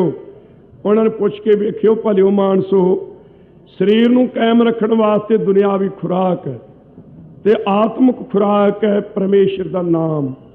ਤੁਸੀਂ ਜਿਉਂ ਜੰਮੇ ਜੇ ਉਹੀ ਪਾਣੀ ਪੀਤੀ ਜਾਂਦੇ ਜੇ, ਜਿਉਂ ਜੰਮੇ ਜੇ ਉਹੀ ਰੋਟੀ ਖਾਈ ਜਾਂਦੇ ਜੇ, ਉਸੇ ਹੀ ਹਵਾ ਵਿੱਚ ਸਵਾਸ ਲਈ ਜਾਂਦੇ ਜੇ। ਤੁਸੀਂ ਕੁਛ ਅਕਲ ਕਰੋ, ਪਾਣੀ ਨਾ ਪੀਆ ਕਰੋ, ਰੋਟੀ ਨਾ ਖਾਇਆ ਕਰੋ, ਸਾਹ ਨਾ ਲਿਆ ਕਰੋ, ਭਾਵ ਮਰ ਮੁੱਕ ਜਾਓ, ਤਾਂ ਕਹਿ ਸਕਦੇ ਜੇ ਕਿ ਉਹੀ ਨਾਮ ਹਰ ਰੋਜ਼ ਨਹੀਂ ਜਪਣਾ, ਉਹੀ ਬਾਣੀ ਹਰ ਰੋਜ਼ ਨਹੀਂ ਪੜ੍ਹਨੀ। ਸੋ ਇਹ ਕਿੰਨਾ ਗੁਰੂ ਨਾਨਕ ਸਾਹਿਬ ਦੇ ਮਤ ਤੋਂ ਉਲਟ ਪ੍ਰਚਾਰ। ਗੁਰੂ ਕੇ ਸਿੱਖੋ ਕੁਛ ਧਿਆਨ ਕਰਨਾ ਪਵੇਗਾ, ਖਿਆਲ ਕਰਨਾ ਪਵੇਗਾ। ਉਹ ਲੋਕ ਖੰਡੇ ਦੇ ਅੰਮ੍ਰਿਤ ਨੂੰ ਮਿੱਠਾ ਪਾਣੀ ਕਹਿ ਰਹੇ ਨੇ, ਔਰ ਤੁਹਾਡੇ ਸਰੋਵਰਾਂ ਨੂੰ ਛੱਪੜ ਦੱਸ ਕੇ ਕਹਿੰਦੇ ਨੇ ਪੂਰ ਦੇਣੇ ਚਾਹੀਦੇ ਨੇ। ਮੱਤ ਮਾਰੇਗੀ ਉਹਨਾਂ ਲੋਕਾਂ ਦੀ, ਉਹਨਾਂ ਤੋਂ ਸਾਵਧਾਨ ਰਹਿਣ ਦੀ ਲੋੜ ਹੈ। ਸੱਚੇ ਪਾਤਸ਼ਾਹ ਜੀ ਨੇ ਨਾਮ ਦੀ, ਕੀਰਤਨ ਦੀ ਤੇ ਭਾਵ ਭਗਤੀ ਦੀ ਰੀਤੀ ਜਿਹੜੀ ਚਲਾਈ ਸੀ, ਉਹਨੂੰ ਉਹ ਲੋਕ ਬੰਦ ਕਰਨਾ ਚਾਹੁੰਦੇ ਹਨ। ਫਿਰ ਪਾਪੀ ਕੁਝ ਅਵਲੰਬ ਹੋਏ ਹੈ ਤਬ ਹੀ, ਤਾਂ ਧਰਤੀ ਤੈਨੂੰ ਆਸਰਾ ਪ੍ਰਾਪਤ ਹੋਵੇਗਾ। ਜਾਂ ਤੇ ਪ੍ਰਗਟਾਵੋਂ ਜਗ ਆਏ, ਇਸ ਵਾਸਤੇ ਮੈਂ ਸੰਸਾਰ ਵਿੱਚ ਆ ਕੇ ਨਾਮ ਤੇ ਕੀਰਤਨ ਦੀ ਮਹਿਮਾ ਪ੍ਰਗਟ ਕਰਾਂਗਾ। ਉਹ ਬਿਨ ਹੋਤ ਨਾ ਆਨ ਉਪਾਏ, ਮੇਰੇ ਆਪ ਆਪਣੇ ਆਏ ਤੋਂ ਬਿਨਾਂ ਇਹ ਯਤਨ ਨਹੀਂ ਹੋ ਸਕਣਾ। ਇਹ ਪਰਮੇਸ਼ਰ ਨੇ ਆਪਣੇ ਮਨ ਵਿੱਚ ਅਨੁਭਵ ਕੀਤਾ ਕਿ ਜਦੋਂ ਤੱਕ ਮੈਂ ਆਪ ਨਹੀਂ ਨਾ ਜਾਵਾਂਗਾ ਤਦੋਂ ਤੱਕ ਇਹ ਕਾਰਜ ਨਹੀਂ ਹੋਣਾ। ਧਰਮ ਧਾਮ ਧਰ ਧੀਰਜ ਦੀਨੋ, ਇਉਂ ਧਰਤੀ ਧਰਮ ਦੇ ਘਰ ਰੂਪ ਨੇ ਪਰਮੇਸ਼ਰ ਨੇ ਧਰਤੀ ਨੂੰ ਧੀਰਜ ਦਿੱਤੀ। ਪਾਏ ਅਲੰਬ ਹੋਏ ਦੁਖ ਸ਼ੀਨੋ, ਆਸਰਾ ਪ੍ਰਾਪਤ ਕਰਕੇ ਜਿਵੇਂ ਉਸ ਦਾ ਦੁੱਖ ਸਾਰਾ ਨਾਸ ਹੋ ਜਾਵੇ। ਸੁਣ ਕਰ ਗਿਰਾ ਗਗਨ ਕੀ ਸ਼ੋਨੀ, ਆਕਾਸ਼ ਬਾਣੀ ਇਹ ਸੁਣ ਕਰਕੇ ਜਿਹੜੀ ਧਰਤੀ ਸੀ, ਉਰ ਕਰ ਪਰਮ ਹਰਖ ਮੁਖ ਮੋਨੀ। ਸੋ ਆਪਣੇ ਚਿੱਤ ਵਿੱਚ ਬੜੀ ਭਾਰੀ ਖੁਸ਼ੀ ਕਰਕੇ ਚਿੱਤ ਵਿੱਚ ਚੁੱਪ ਹੋ ਗਈ ਸੀ ਜਿਹੜੀ ਸਾਰੀ ਧਰਤੀ ਸੀ। ਦੋਹਰਾ ਕਾਰਨ ਗੁਰ ਅਵਤਾਰ ਕੋ, ਭਾਈ ਸਤਿਗੁਰੂ ਜੀ ਦੇ ਅਵਤਾਰ ਧਾਰਨ ਦਾ ਜਿਹੜਾ ਕਾਰਨ ਸੀ, ਮੈਂ ਬਰਨਿਓ ਚਿਤ ਲਾਈ। ਭਾਈ ਸਾਹਿਬ ਜੀ ਕਹਿੰਦੇ ਬੜਾ ਚਿੱਤ ਲਾ ਕੇ ਅਸੀਂ ਤੁਹਾਨੂੰ ਦੱਸਿਆ ਗੁਰੂ ਕੇ ਸਿੱਖੋ। ਜਨਮ ਕੀ ਅਬ ਕਥਾ, ਮਹਾਰਾਜ ਸਾਹਿਬ ਦੇ ਜਨਮ ਦੀ ਕਥਾ ਹੁਣ ਥੋੜਾ ਸਮਾਂ ਸੁਣ ਲਓ। ਸ੍ਰੀ ਅੰਗਦ ਸੁਖਦਾਏ, ਸ੍ਰੀ ਗੁਰੂ ਅੰਗਦ ਦੇਵ ਸਾਹਿਬ ਮਹਾਰਾਜ ਸਾਹਿਬ ਸੁਖਦਾਤੇ ਜੀ ਨੂੰ ਦੱਸ ਰਹੇ ਨੇ। 97 ਸਤਿਗੁਰੂ ਸੱਚੇ ਪਾਤਸ਼ਾਹ ਮਹਾਰਾਜ ਸਾਹਿਬ ਜੀ ਦੱਸਣ ਲੱਗੇ ਹਨ ਆਪ ਕਿ ਸਾਰਿਆਂ ਦੇਸ਼ਾਂ ਦਾ ਰਾਜਾ ਰੂਪ ਬਾਰ ਦੇਸ਼ ਸੀ। ਸੋ ਜਿਸ ਦੇ ਵਿੱਚ ਸਾਰੇ ਜਿਹੜੇ ਪ੍ਰਜਾ ਦੇ ਲੋਕ ਸਨ ਬੜੇ ਸੁਖ ਸਹਿਤ ਰਹਿ ਰਹੇ ਸਨ। ਸੋ ਜਿਹੜੀ ਰਾਵੀ ਨਦੀ ਹੈ ਇੱਕ ਪਾਸੇ ਇਹ ਸੀ, ਸੋਹਣੀਆਂ ਇਹਦੀਆਂ ਲਹਿਰਾਂ ਉਛਲਦੀਆਂ ਸਨ। ਇਹ ਮਾਨੋ ਸੋਹਣਾ ਇੱਕ ਇਹ ਆਪਣੇ ਵੱਲੋਂ ਪੱਖਾ ਕਰ ਰਹੀ ਸੀ ਬਾਰ ਦੇਸ਼ ਰੂਪੀ ਰਾਜੇ ਦੇ ਉੱਪਰ, ਤੇ ਦੂਸਰੇ ਪਾਸੇ ਸੀ ਖਾਲਸਾ ਜੀ ਜਿਹੜੀ ਨਦੀ, ਸੋ ਸੋਮਨੀਕ ਚੰਦਰਭਗਾ ਚਨਾਬ ਜਿਸ ਨੂੰ ਕਹਿੰਦੇ ਹਨ, ਇਹ ਦਰਿਆ ਸੀ। ਦੂਸਰੇ ਪਾਸੇ ਇਹਦੀਆਂ ਸੋਹਣੀਆਂ ਲਹਿਰਾਂ ਜਿਹੜੀਆਂ ਸਨ ਮਾਨੋ ਇਹ ਚੌਰ ਕਰ ਰਹੀ ਹੈ। ਇਹ ਦੋਵੇਂ ਨਦੀਆਂ ਦੋ ਪਾਸਿਆਂ ਤੋਂ ਬਾਰ ਦੇਸ਼ ਰੂਪੀ ਰਾਜੇ ਦੇ ਉੱਪਰ ਚੌਰ ਕਰ ਰਹੀਆਂ ਨੇ। ਉੱਥੇ ਰਹਿਣ ਵਾਲੇ ਜਿਹੜੇ ਲੋਕ ਸਨ ਉਹ ਬੜੇ ਭਾਰੀ ਪਰਉਪਕਾਰੀ ਤੇ ਦੂਸਰੇ ਨਾਲ ਪਿਆਰ ਕਰਨ ਵਾਲੇ ਸਨ। ਜਿਹੜੇ 7 ਪ੍ਰਕਾਰ ਦਾ ਬਿਮਾਰੀ ਪੈਂਦੀ ਹੈ ਖੇਤੀਆਂ ਨੂੰ, ਉਹ ਬਿਲਕੁਲ ਜਿੱਥੇ ਨਹੀਂ ਸੀ। ਰਾਈ ਜਾਂਦਿਆਂ ਨੇ ਚਿੱਤ ਪਰਚ ਜਾਂਦਾ ਸੀ। ਸੋਹਣੇ ਬਿਰਛ ਖੜੇ ਸਨ ਜਿਨ੍ਹਾਂ ਨੂੰ ਫਲ ਫੁੱਲ ਬੜੇ ਸੋਹਣੇ ਲੱਗੇ ਹੋਏ ਸਨ। ਉੱਥੋਂ ਦੇ ਰਹਿਣ ਵਾਲੇ ਲੋਕ ਬੜੇ ਭਾਰੇ ਸੋਹਣੀ ਮਰਿਆਦਾ ਵਾਲੇ ਸਨ, ਗੁਣਾਂ ਨੂੰ ਗ੍ਰਹਿਣ ਕਰਨ ਵਾਲੇ ਤੇ ਸਾਰੇ ਵਿਦਿਆ ਪੜ੍ਹੇ ਹੋਏ ਸਨ। ਇਸ ਪ੍ਰਕਾਰ ਐਸੇ ਸੁੰਦਰ ਦੇਸ਼ ਦੇ ਵਿੱਚ, ਭਾਰਤ ਖੰਡ ਦੇ ਵਿੱਚ ਇਹ ਸੋਹਣਾ ਦੇਸ਼ ਸੀ। ਉਸ ਦੇਸ਼ ਦੇ ਵਿੱਚ ਤਹਿ ਮੈਂ ਤਲਵੰਡੀ ਭਲ ਨਗਰੀ, ਇੱਕ ਰਾਏ ਭੋਏ ਦੀ ਤਲਵੰਡੀ ਨਾਮੇ ਇੱਕ ਨਗਰੀ ਸੀ। ਚਾਰ ਵਰਨ ਕਰ ਪੂਰਤ ਸਗਰੀ, ਇਹ ਚਾਰੇ ਵਰਨ ਉੱਥੇ ਖੱਤਰੀ, ਬ੍ਰਾਹਮਣ ਤੇ ਸੂਦ ਵੈਸ ਉਸ ਨਗਰੀ ਦੇ ਵਿੱਚ ਰਹਿੰਦੇ ਸਨ, ਨਨਕਾਣੇ ਸਾਹਿਬ ਦੇ ਵਿੱਚ। ਇਹ ਕੀ ਚਾਹੁੰਦੇ ਸਬਾਗ ਸੁਹਾਵਾ, ਜਿਸ ਦੇ ਚਾਰ ਚਫੇਰੇ ਬੜਾ ਭਾਰੀ ਬਾਗ ਸੋਭਨੀਕ ਹੋ ਰਿਹਾ ਸੀ। ਉਸਮ ਬਾਟਕਾ ਬਹੁ ਸ਼ਬ ਪਾਵਾ, ਬਹੁਤ ਸਾਰੀਆਂ ਫੁੱਲਾਂ ਦੀਆਂ ਬਗੀਚੀਆਂ ਸ਼ੋਭਾ ਪਾ ਰਹੀਆਂ ਸਨ। ਨਗਰ ਕੋਟ ਡੇਢ ਬਨਿਓ ਉਤੰਗ, ਇਸ ਪ੍ਰਕਾਰ ਇਹ ਬੜੇ ਸੋਹਣਾ ਸ਼ਹਿਰ ਬਣਿਆ ਹੋਇਆ ਸੀ, ਮਾਨੋ ਵਿਸ਼ਕਰਮਾ ਨੇ ਇਹ ਆਪ ਆ ਕੇ ਬਣਾਇਆ ਸੀ। ਬੜੇ ਉੱਥੇ ਸਾਰੇ ਧਰਮੀ ਲੋਕ ਜਿਹੜੇ ਰਹਿ ਰਹੇ ਸਨ। ਉੱਥੇ ਬੜੀ ਸੋਹਣੀ ਬੇਦੀਆਂ ਦੀ ਬੱਸ ਜਿਹੜੀ ਚੱਲ ਰਹੀ ਸੀ। ਅਸ ਬੇਦੀ ਵਾਸੀ ਤਲਵੰਡੀ ਦੇ ਵਿੱਚ ਇਹ ਸੋਹਣੇ ਜਿਹੜੇ ਬੇਦੀ ਸਨ ਵਸ ਰਹੇ ਸਨ, ਜਿਨ ਕੀ ਬਹੁ ਕੀਰਤ ਜਗ ਮੰਡੀ, ਜਿਨ੍ਹਾਂ ਦੀ ਮਹਿਮਾ ਬੜੀ ਭਾਰੀ ਸੰਸਾਰ ਦੇ ਵਿੱਚ ਸੀ। ਚਿਰੰਕਾਲ ਤਹਿ ਰਹਿਤ ਬਿਤਾਈ, ਉੱਥੇ ਚਿਰਕਾਲ ਤੋਂ ਰਹਿੰਦੇ ਜਦੋਂ ਸਮਾਂ ਗੁਜ਼ਾਰਿਆ। ਆ ਸ਼ਿਵ ਰਾਮ ਤਾਸ ਕੁਲ ਮਾਹੀ, ਉਸ ਸਕੂਲ ਦੇ ਵਿੱਚ ਬਾਬਾ ਸ਼ਿਵ ਰਾਮ ਜੀ ਹੋਏ, ਬ੍ਰਿਤ ਸ਼ਾਂਤ ਕੀ ਜਿਨ ਮਨ ਕੀਨੀ, ਜਿਨੇ ਆਪਣੀ ਮਨ ਦੀ ਬਿਰਤੀ ਨੂੰ ਬੜੀ ਸ਼ਾਂਤ ਕੀ ਬਣਾਇਆ ਹੋਇਆ ਸੀ, ਟਿਕਾਅ ਵਾਲੀ ਬਣਾਇਆ ਹੋਇਆ ਸੀ। ਜੀਵਾ ਰਾਜ ਤਮ ਕੀ ਤਜ ਦੀਨੀ, ਰਜੋਗੁਣ ਤੇ ਤਮੋਗੁਣ ਦੀ ਉਪਜੀਵਕਾ ਤਿਆਗ ਦਿੱਤੀ ਸੀ ਜਿਸ ਨੇ। ਹੋਏ ਅਹਿੰਸ ਆਯੁਧ ਕਰ ਛੋਰੇ, ਹੱਥ ਵਿੱਚੋਂ ਇਹਨੇ ਸ਼ਸਤਰ ਛੱਡ ਦਿੱਤੇ ਸਨ ਤੇ ਜੀਵ ਘਾਤ ਨਹੀਂ ਸੀ ਕਰਦਾ ਜੋ। ਸ੍ਰੀ ਪਦ ਕੇ ਪਦ ਪਦਮ ਨਿਹੋਰੇ, ਉਹਨੇ ਪਰਮੇਸ਼ਰ ਦੇ ਚਰਨ ਕਮਲਾਂ ਨੂੰ ਮਨਾਉਣਾ ਕੀਤਾ। ਇਹ ਬਨਾਰਸੀ ਨਾਮ ਸੋਤੀਆ, ਉਸ ਦੇ ਘਰ ਵਾਲੇ ਜਿਹੜੇ ਸਨ ਸਤਿਗੁਰੂ ਜੀ ਦੇ ਦਾਦੀ ਜੀ, ਉਹਨਾਂ ਦਾ ਨਾਮ ਬਨਾਰਸੀ ਸੀ। ਮਾਤਾ ਜੀ ਦਾ ਨਾਮ ਤਿਬਰਤ ਧਰਮ ਜਾਸ ਦਿੜ ਕੀਆ, ਜਿਸ ਨੇ ਪਤੀਵਰਤਾ ਧਰਮ ਬੜਾ ਭਾਰੀ ਪ੍ਰਪੱਕ ਕੀਤਾ ਸੀ। ਇਨ ਤੇ ਸੁਤ ਯੁਗ ਭਏ ਸੁਚਾਲੂ, ਉਹਨਾਂ ਤੋਂ ਦੋ ਪੁੱਤਰ ਹੋਏ ਸੋਹਣੀ ਚਾਲ ਮਰਜ਼ਾਦਾ ਵਾਲੇ। ਵੱਡ ਕਾਲੂ ਛੋਟੇ ਸ਼ੁਭ ਲਾਲੂ, ਵੱਡੇ ਦਾ ਨਾਮ ਕਾਲੂ ਜੀ ਸੀ, ਛੋਟਿਆਂ ਦਾ ਨਾਮ ਬਾਬਾ ਲਾਲੂ ਸੀ। ਵੱਡ ਭਾਗੀ ਜੋ ਹੈ ਸ਼ੁਭ ਕਰਮੀ, ਜਿਹੜੇ ਵੱਡਿਆਂ ਭਾਗਾਂ ਵਾਲੇ ਸੋਹਣੇ ਕਰਮ ਕਰਨ ਵਾਲੇ ਸਨ। ਭਗਤ ਪਰਾਏ ਨਿਸ਼ਚਲ ਧਰਮੀ, ਇਹ ਭਗਤੀ ਦੇ ਆਸਰੇ ਰਹਿਣ ਵਾਲੇ ਬੜੇ ਅਚਲ ਧਰਮ ਵਿੱਚ ਪ੍ਰਪੱਕ ਸਨ। ਬਾਬਾ ਸ਼ਿਵਰਾਮ ਜੀ ਤੇ ਬਾਬਾ ਕਾਲੂ ਜੀ ਤੇ ਬਾਬਾ ਲਾਲੂ ਜੀ। ਜਪ ਤਪ ਬ੍ਰਤ ਨੇਮ ਸਮੁਦਾਇ, ਖਾਲਸਾ ਜੀ ਨੇ ਬੜੇ ਜਪ ਕੀਤੇ, ਬੜੇ ਤਪ ਕੀਤੇ, ਬੜੇ ਵਰਤ ਰੱਖੇ, ਬੜੇ ਨਿਯਮ ਕੀਤੇ। ਕਰਤ ਬਹੁਤ ਜਿਹ ਜਨਮ ਬਿਤਾਏ, ਬਹੁਤ ਜਨਮ ਇਹਨਾਂ ਨੇ ਗੁਜ਼ਾਰੇ ਸਨ ਜਪ ਤਪ ਸਿਮਰਨ ਭਜਨ ਕਰਦਿਆਂ ਹੋਇਆਂ। ਸਤਿਗੁਰੂ ਜੀ ਦੇ ਪਿਤਾ ਜੀ ਨੇ ਅਨਕ ਜਨਮ ਕੀ ਇੱਛਾ ਜਾਸੂ, ਅਨੇਕਾਂ ਜਨਮਾਂ ਦੀ ਜਿਸ ਦੇ ਮਨ ਵਿੱਚ ਇਹ ਇੱਛਾ ਸੀ, ਵਿਸ਼ਨ ਹੋਏ ਸੁਤ ਗਿਆਨ ਨਿਵਾਸੂ, ਮੇਰੇ ਘਰ ਦੇ ਵਿੱਚ ਗਿਆਨ ਦਾ ਨਿਵਾਸ ਕਰਨ ਵਾਲਾ ਵਾਹਿਗੁਰੂ ਆਪ ਆ ਕੇ ਪ੍ਰਗਟ ਹੋਵੇ। ਹਿਰਦੈ ਕਰਤ ਸੰਕਲਪ ਵਿਕਲਪਾ, ਇਹੋ ਜਿਹੇ ਸੰਕਲਪ ਮਨ ਵਿੱਚ ਕਰ ਰਿਹਾ ਸੀ ਤੇ ਹੋਰ ਕਲਪਨਾ ਤਰਕਾਂ ਵੀ ਮਨ ਵਿੱਚ ਕਰਦਾ ਸੀ। ਕਿਹੋ ਜਿਹੀਆਂ?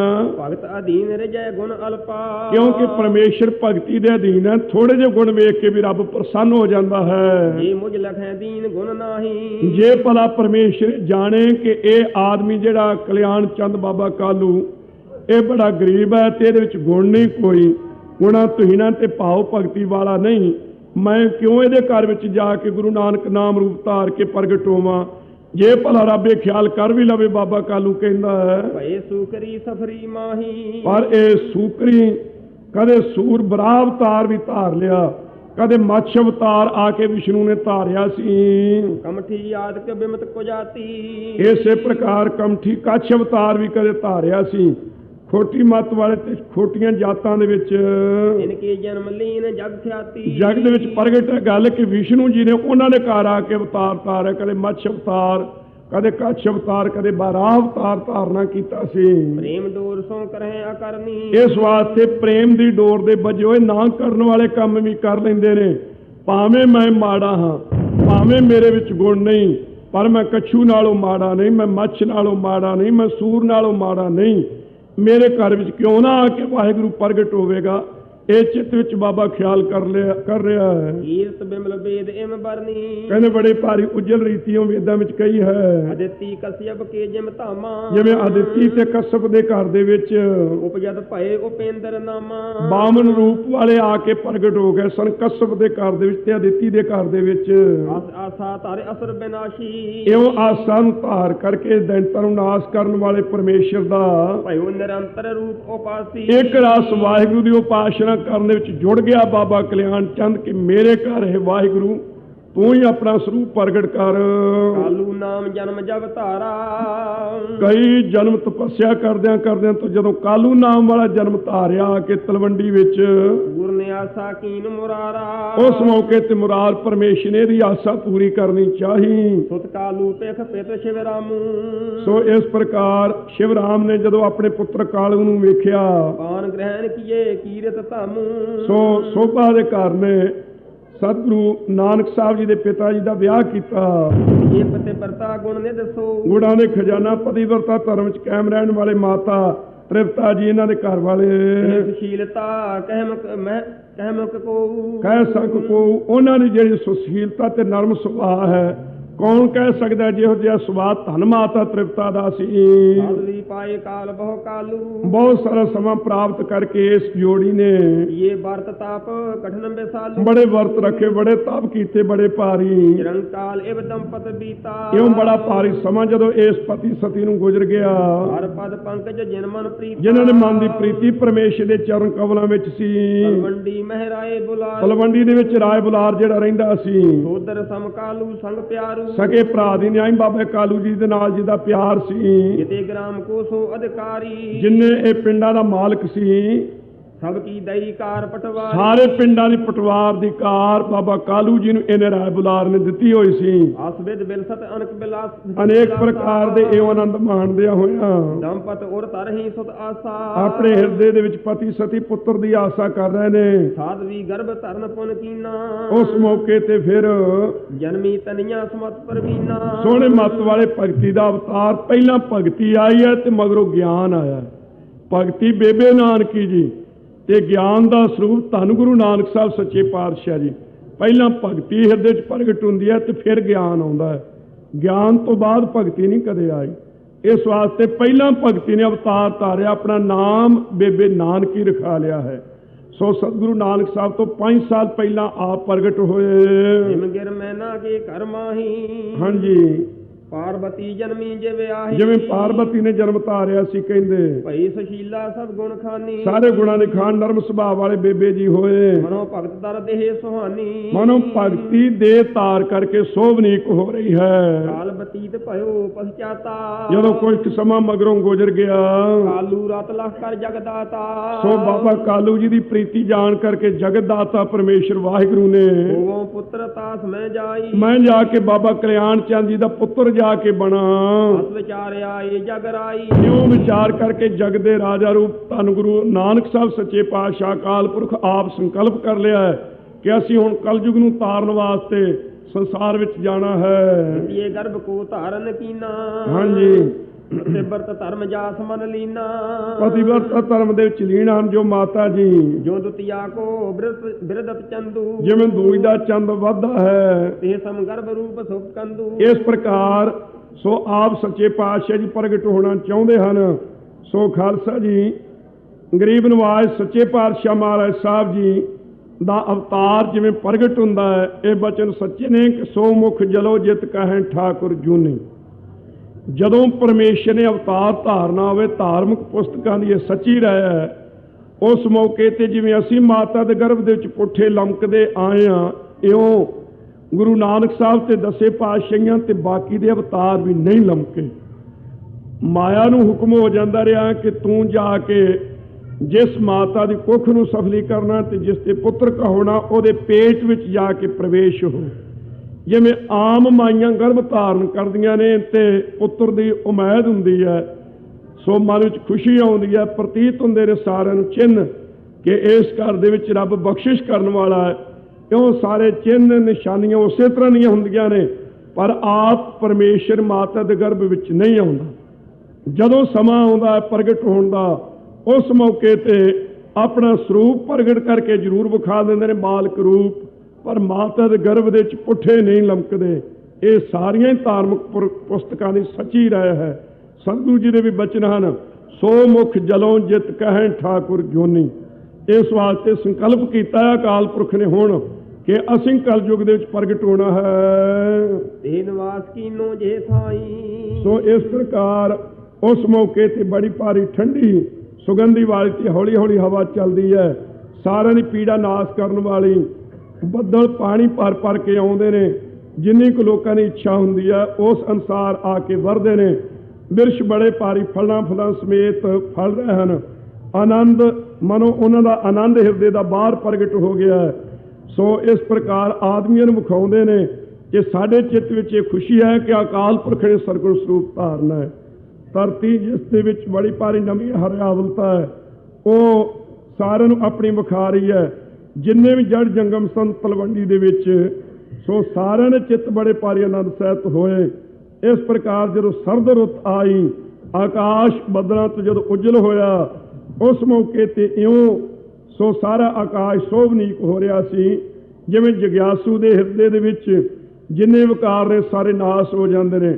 ਆਕਾਸ਼ ਦੇ ਵਿੱਚ ਤਾਰੇ ਇਉਂ ਸੋਭਨੀਕ ਹੋ ਰਹੇ ਸਨ ਅੱਜ ਕੱਲ੍ਹ ਦੀਆਂ ਰਾਤਾਂ ਨੂੰ, ਜਿਵੇਂ ਜਗਿਆਸੂ ਦੇ ਹਿਰਦੇ ਦੇ ਵਿੱਚ ਸ਼ੁਭ ਗੁਣ ਚਮਕਾਰੇ ਮਾਰਦੇ ਨੇ। ਸੋ ਬੱਦਲ ਪਾਣੀ ਤੋਂ ਬਿਨਾਂ ਹੋ ਕੇ ਆਪਣੋ ਆਪਣੇ ਦੇਸ਼ਾਂ ਨੂੰ ਚਲੇ ਗਏ। ਜਿਵੇਂ ਸੰਗਤ ਵਿੱਚ ਮਿਲਣ ਤੋਂ ਸਾਰੇ ਕਲੇਸ਼ ਮਿਟ ਜਾਂਦੇ ਹਨ, ਸੰਗਤ ਵਿੱਚ ਮਿਲਣ ਤੋਂ ਕੋਈ ਕਲੇਸ਼ ਨਹੀਂ ਜਿਵੇਂ ਮਨ ਵਿੱਚ ਰਹਿ ਜਾਂਦਾ। ਇਸੇ ਪ੍ਰਕਾਰ ਅੱਗੇ ਦੱਸਦੇ ਹਨ, ਉਰਜ ਮਾਸ ਕੀ ਪੂਰਨਮਾਸ਼ੀ। ਖਾਲਸਾ ਜੀ ਕੱਤੇ ਦਾ ਮਹੀਨਾ ਸੀ ਤੇ ਪੂਰਨਮਾਸ਼ੀ ਦੀ ਰਾਤ ਸੀ। ਹਰ ਕੀਰਤ ਸੋ ਜੌਨ ਪ੍ਰਕਾਸ਼ੀ। ਪਰਮੇਸ਼ਰ ਦੀ ਮਹਿਮਾ ਇਉਂ ਪ੍ਰਗਟ ਹੋਣ ਲੱਗੀ ਜਿਵੇਂ ਆ ਪੂਰਨਮਾਸ਼ੀ ਦੇ ਚੰਦਰਮਾ ਦੀ ਚਾਨਣੀ ਅੱਜ ਸਾਰੀ ਦੁਨੀਆ ਵਿੱਚ ਪ੍ਰਗਟ ਹੋ ਰਹੀ ਹੈ। ਸੰਬਤ 9 ਖਾਟ ਸਹਿਸ 26 ਸੰਬਤ 9 ਤੇ 6 1526ਵਾਂ ਸਾਲ ਸੀ ਬਿਕਰਮੀ। ਉਹ ਅਵਤਾਰ ਪ੍ਰਗਟ ਜਗਦੀਸ਼ਾ।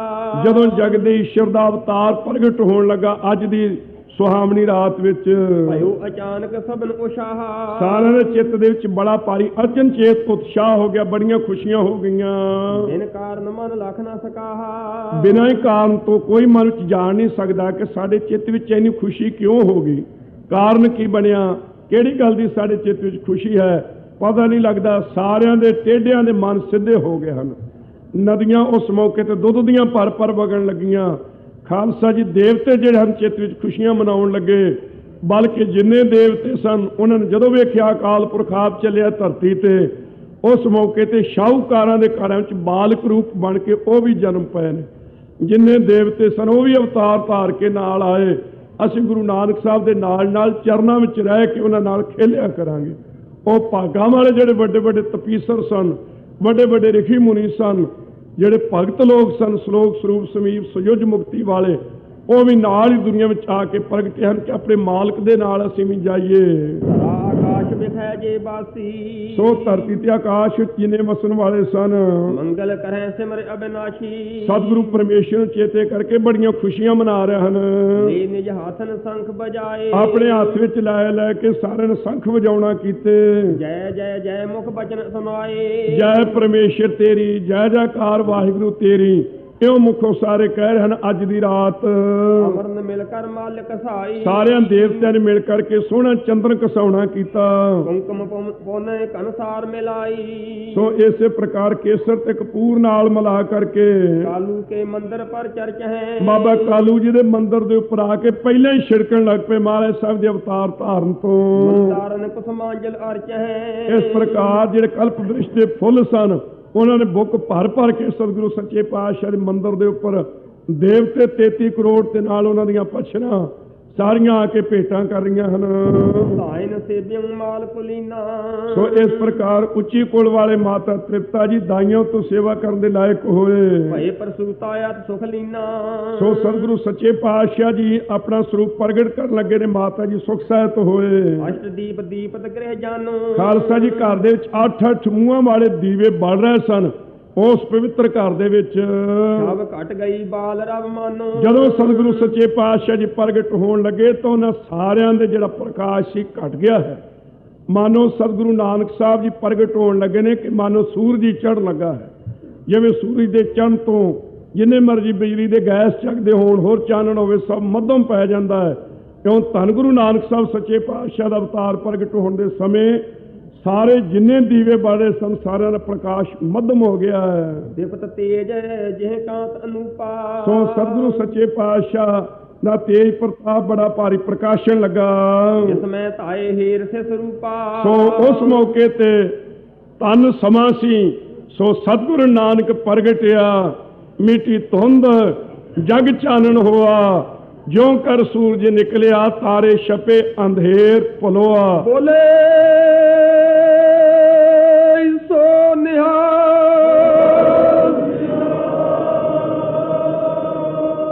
ठीक उस मौके ते सतगुरु सच्चे पातशाह जी सवा पैर का तड़का सी, बल्कि अगे दसणगे कि अद्धी रात तो केवल अद्धा पैर रात होर गुजरी सी।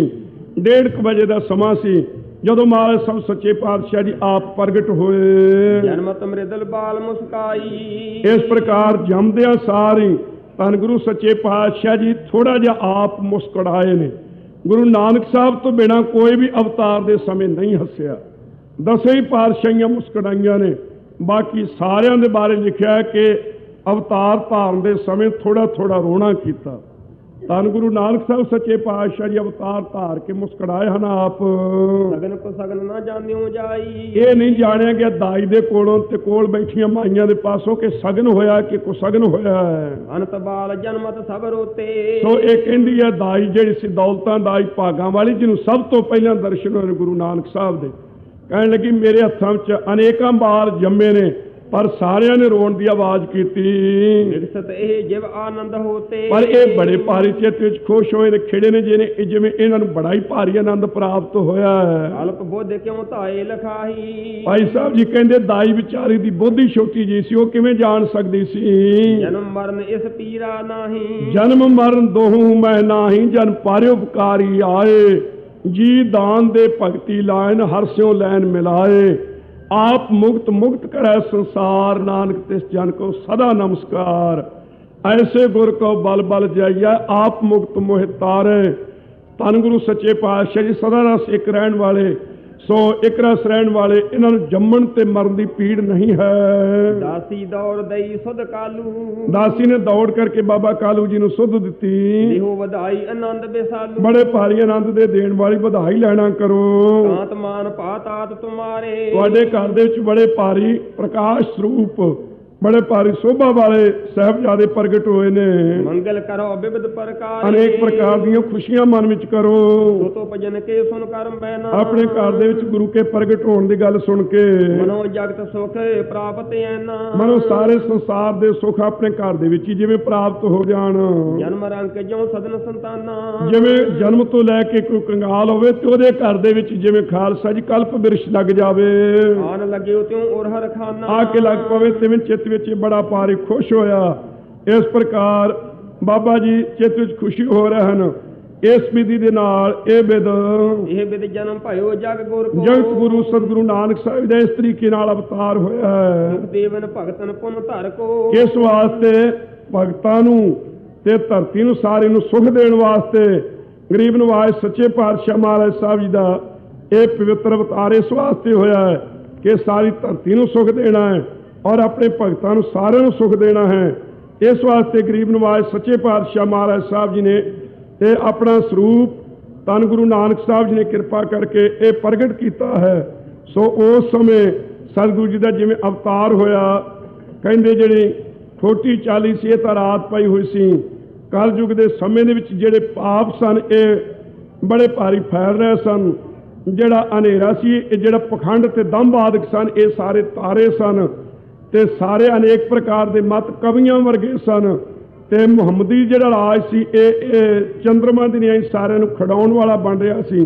उन्हां सारिआं नूं समाप्त करन वास्ते इनको हरन बाल दिन राऊ। उन्हां सारिआं नूं नाश करन वास्ते चढ़दे सूरज दी न्याई उदेसो नानक तेज प्रभाव। सतगुरु नानक साहब जी तेज प्रताप वाले प्रगट होए। भजन किरण जामह प्रकाशे। कहंदे जी सूरज विचों किरणां निकलदियां। गुरु नानक साहब जी ने किहो जिहियां किरणां कढियां। सोहनी बाणी रूप सोहने बचना रूपी किरणां गुरु नानक साहब दे मुख विचों निकलियां। बाणी मुखों उचारिया होए रुशनाई मिटे अंधियारा। अंत ताम रस हेर विकाशे। कहंदे जी सूरज नूं वेख के ते जिहड़े कवल ने खिड़दे ने, इधर सतगुरु नानक साहब दे दर्शन करके गुर का दर्श देख देख जीवां, गुर के चरण धोए धोए पीवां। संत महात्मा रूपी कवलां दे हिरदे सतगुरु नानक साहब रूपी सूरज के दर्शन वेख के खिड़े हैं। मन चाओ पाया प्रभ आगम सुनिया, हर मंगल गाओ सखी करो मंदिर बनिया। लंबी सम अलूक दुख भारी। कहंदे उल्लूआं नूं बड़ा दुख हो जाता जो सूरज चढ़दा है। ਕਹਿੰਦੇ ਉਸ ਮੌਕੇ ਤੇ ਦੰਭੀ ਪਖੰਡੀ ਜਿਹੜੇ ਸਨ ਉਹਨਾਂ ਨੂੰ ਬੜਾ ਭਾਰੀ ਦੁੱਖ ਹੋਇਆ। ਕਿੰਕਰ ਕੋਕ ਭਏ ਸੁਖਿਆਰੀ। ਕਹਿੰਦੇ ਜਿਹੜੇ ਚਕਵਾ ਤੇ ਚਕਵੀ ਨੇ ਉਹਨਾਂ ਨੂੰ ਬੜਾ ਸੁੱਖ ਹੁੰਦਾ, ਆਪਸ ਵਿੱਚ ਮਿਲਾਪ ਹੁੰਦਾ ਸੂਰਜ ਦੇ ਚੜ੍ਹਨ ਤੋਂ। ਇੱਧਰ ਜਿਹੜੇ ਗੁਰੂ ਕੇ ਦਾਸ ਸੇਵਕ ਸਿੱਖ ਬਣੇ ਉਹਨਾਂ ਨੂੰ ਬੜਾ ਭਾਰੀ ਸੁੱਖ ਹੋਇਆ, ਉਹਨਾਂ ਨੇ ਸਾਰੇ ਵਿਛੋੜੇ ਮਿਟ ਗਏ। ਆਤਪ ਭਗਤ ਜਗਤ ਪ੍ਰਕਾਸ਼ੀ। ਕਹਿੰਦੇ ਜਦੋਂ ਸੂਰਜ ਚੜ੍ਹਦਾ ਉਦੋਂ ਧੁੱਪ ਨਿਕਲਦੀ ਹੈ। ਸਤਿਗੁਰੂ ਜੀ ਸੂਰਜ ਨੇ ਕਿਹੜੀ ਧੁੱਪ ਪ੍ਰਗਟ ਕੀਤੀ? ਕਹਿੰਦੇ ਭਗਤੀ ਦੀ ਧੁੱਪ ਧੰਨ ਗੁਰੂ ਨਾਨਕ ਸਾਹਿਬ ਜੀ ਨੇ ਸਾਰੇ ਸੰਸਾਰ ਵਿੱਚ ਪ੍ਰਗਟ ਕੀਤੀ ਹੈ। ਨੀਂਦ ਅਵਿਦਿਆ ਸਿੱਖਨ ਨਾਸੀ। ਕਹਿੰਦੇ ਨੀਂਦ ਨਾਸ ਹੋ ਜਾਂਦੀ ਹੈ ਜਦੋਂ ਸੂਰਜ ਚੜ੍ਹਦਾ। ਗੁਰੂ ਨਾਨਕ ਸਾਹਿਬ ਦੇ ਪ੍ਰਗਟ ਹੋਣ ਤੋਂ ਕਿਹੜੀ ਨੀਂਦ ਨਾਸ ਹੋਈ? ਅਵਿਦਿਆ ਦੀ ਨੀਂਦ, ਗਾਫਲਤਾਈ ਤੇ ਪ੍ਰਮਾਦਤਾਈ ਦੀ ਨੀਂਦ ਗੁਰਸਿੱਖਾਂ ਨੇ ਜਿਹੜੀ ਸੀ ਸਭ ਦੂਰ ਹੋਈ। ਅਗਿਆਨ ਲਾਏ ਸਵਾਲਿਆ, ਗੁਰ ਗਿਆਨਾ ਲਾਏ ਜਗਾਵੇ ਗੋ। ਗਿਆਨ ਨਾਮ ਮਹਿ ਨਰ ਬਰ ਜਾਗੇ। ਸੋਹਣੇ ਗਿਆਨ ਦੇ ਵਿੱਚ ਤੇ ਨਾਮ ਦੇ ਵਿੱਚ ਜਿਹੜੇ ਆਦਮੀ ਸਨ ਸਾਰੇ ਜਾਗ ਪਏ। ਐਸੇ ਗੁਰੂ ਨਾਨਕ ਸਾਹਿਬ ਸੂਰਜ ਰੂਪ ਪ੍ਰਗਟੇ ਹਨ। ਕਲ ਮਲ ਸੁਪਨਾ ਜਿਉ ਮਨ ਤਿਆਗੇ। ਕਹਿੰਦੇ ਜਦੋਂ ਸੂਰਜ ਚੜ੍ਹਦਾ ਉਦੋਂ ਜਾਗ ਪੈਂਦਾ ਤੇ ਸੁਪਨਾ ਜਿਹੜਾ ਆਉਂਦਾ ਹੁੰਦਾ ਉਹ ਨਾਸ ਹੋ ਜਾਂਦਾ ਹੈ। ਕਿਹੜਾ ਸੁਪਨਾ ਨਾਸ ਹੋਇਆ? ਕਹਿੰਦੇ ਜਿਹੜੇ ਪਾਪ ਸਨ ਸਾਰੇ ਉਹ ਸੁਪਨੇ ਦੀ ਨਹੀਂ ਨਾਸ ਹੋ ਗਏ। ਗੁਰਸਿੱਖਾਂ ਦੇ ਹਿਰਦੇ ਚੋਂ ਸਾਰੇ ਪਾਪ ਦੂਰ ਹੋਏ ਗੁਰੂ ਨਾਨਕ ਸਾਹਿਬ ਸੱਚੇ ਪਾਤਸ਼ਾਹ ਦੇ ਸੂਰਜ ਚੜ੍ਹਨ ਤੋਂ। ਧਰਮ ਧਰਤ ਧੀਰਜ ਕੇ ਹੇਤਾ। ਧਰਮ ਤੇ ਧਰਤੀ ਨੂੰ ਧੀਰਜਤਾ ਦੇਣ ਦੇ ਵਾਸਤੇ ਪ੍ਰਗਟੇ ਸ੍ਰੀ ਬੇਦੀ ਕੁਲ ਕੇਤਾ। ਸ੍ਰੀ ਬੇਦੀਆਂ ਦੇ ਕੁਲ ਦੇ ਨਿਸ਼ਾਨ ਰੂਪ ਤਿੰਨ ਬੇਦੀਆਂ ਕੇ ਕੁਲ ਵਿਖੇ ਪ੍ਰਗਟੇ ਨਾਨਕ ਰਾਏ। ਸਭ ਸਿੱਖਣ ਕੋ ਸੁਖ ਦਏ, ਜੈ ਤੈ ਭੈ ਸਹਾਏ। ਧੰਨ ਗੁਰੂ ਨਾਨਕ ਸਾਹਿਬ ਸੱਚੇ ਪਾਤਸ਼ਾਹ ਦਾ ਇਉਂ ਅਵਤਾਰ ਪ੍ਰਗਟ ਹੋਇਆ। ਸਤਿਗੁਰੂ ਸੱਚੇ ਪਾਤਸ਼ਾਹ ਦੇ ਅਵਤਾਰ ਗੁਰਪੁਰਬ ਦੀ ਸਭ ਸੰਗਤਾਂ ਨੂੰ ਲੱਖ ਲੱਖ ਵਧਾਈ ਹੋਵੇ। ਖਾਲਸਾ ਜੀ ਖੁਸ਼ੀ ਵਿੱਚ ਜੈਕਾਰਾ ਬੁਲਾਓ ਤੇ ਫਤਿਹ ਬੁਲਾਈਏ। ਬੋਲੇ ਸੋਨਿਆ।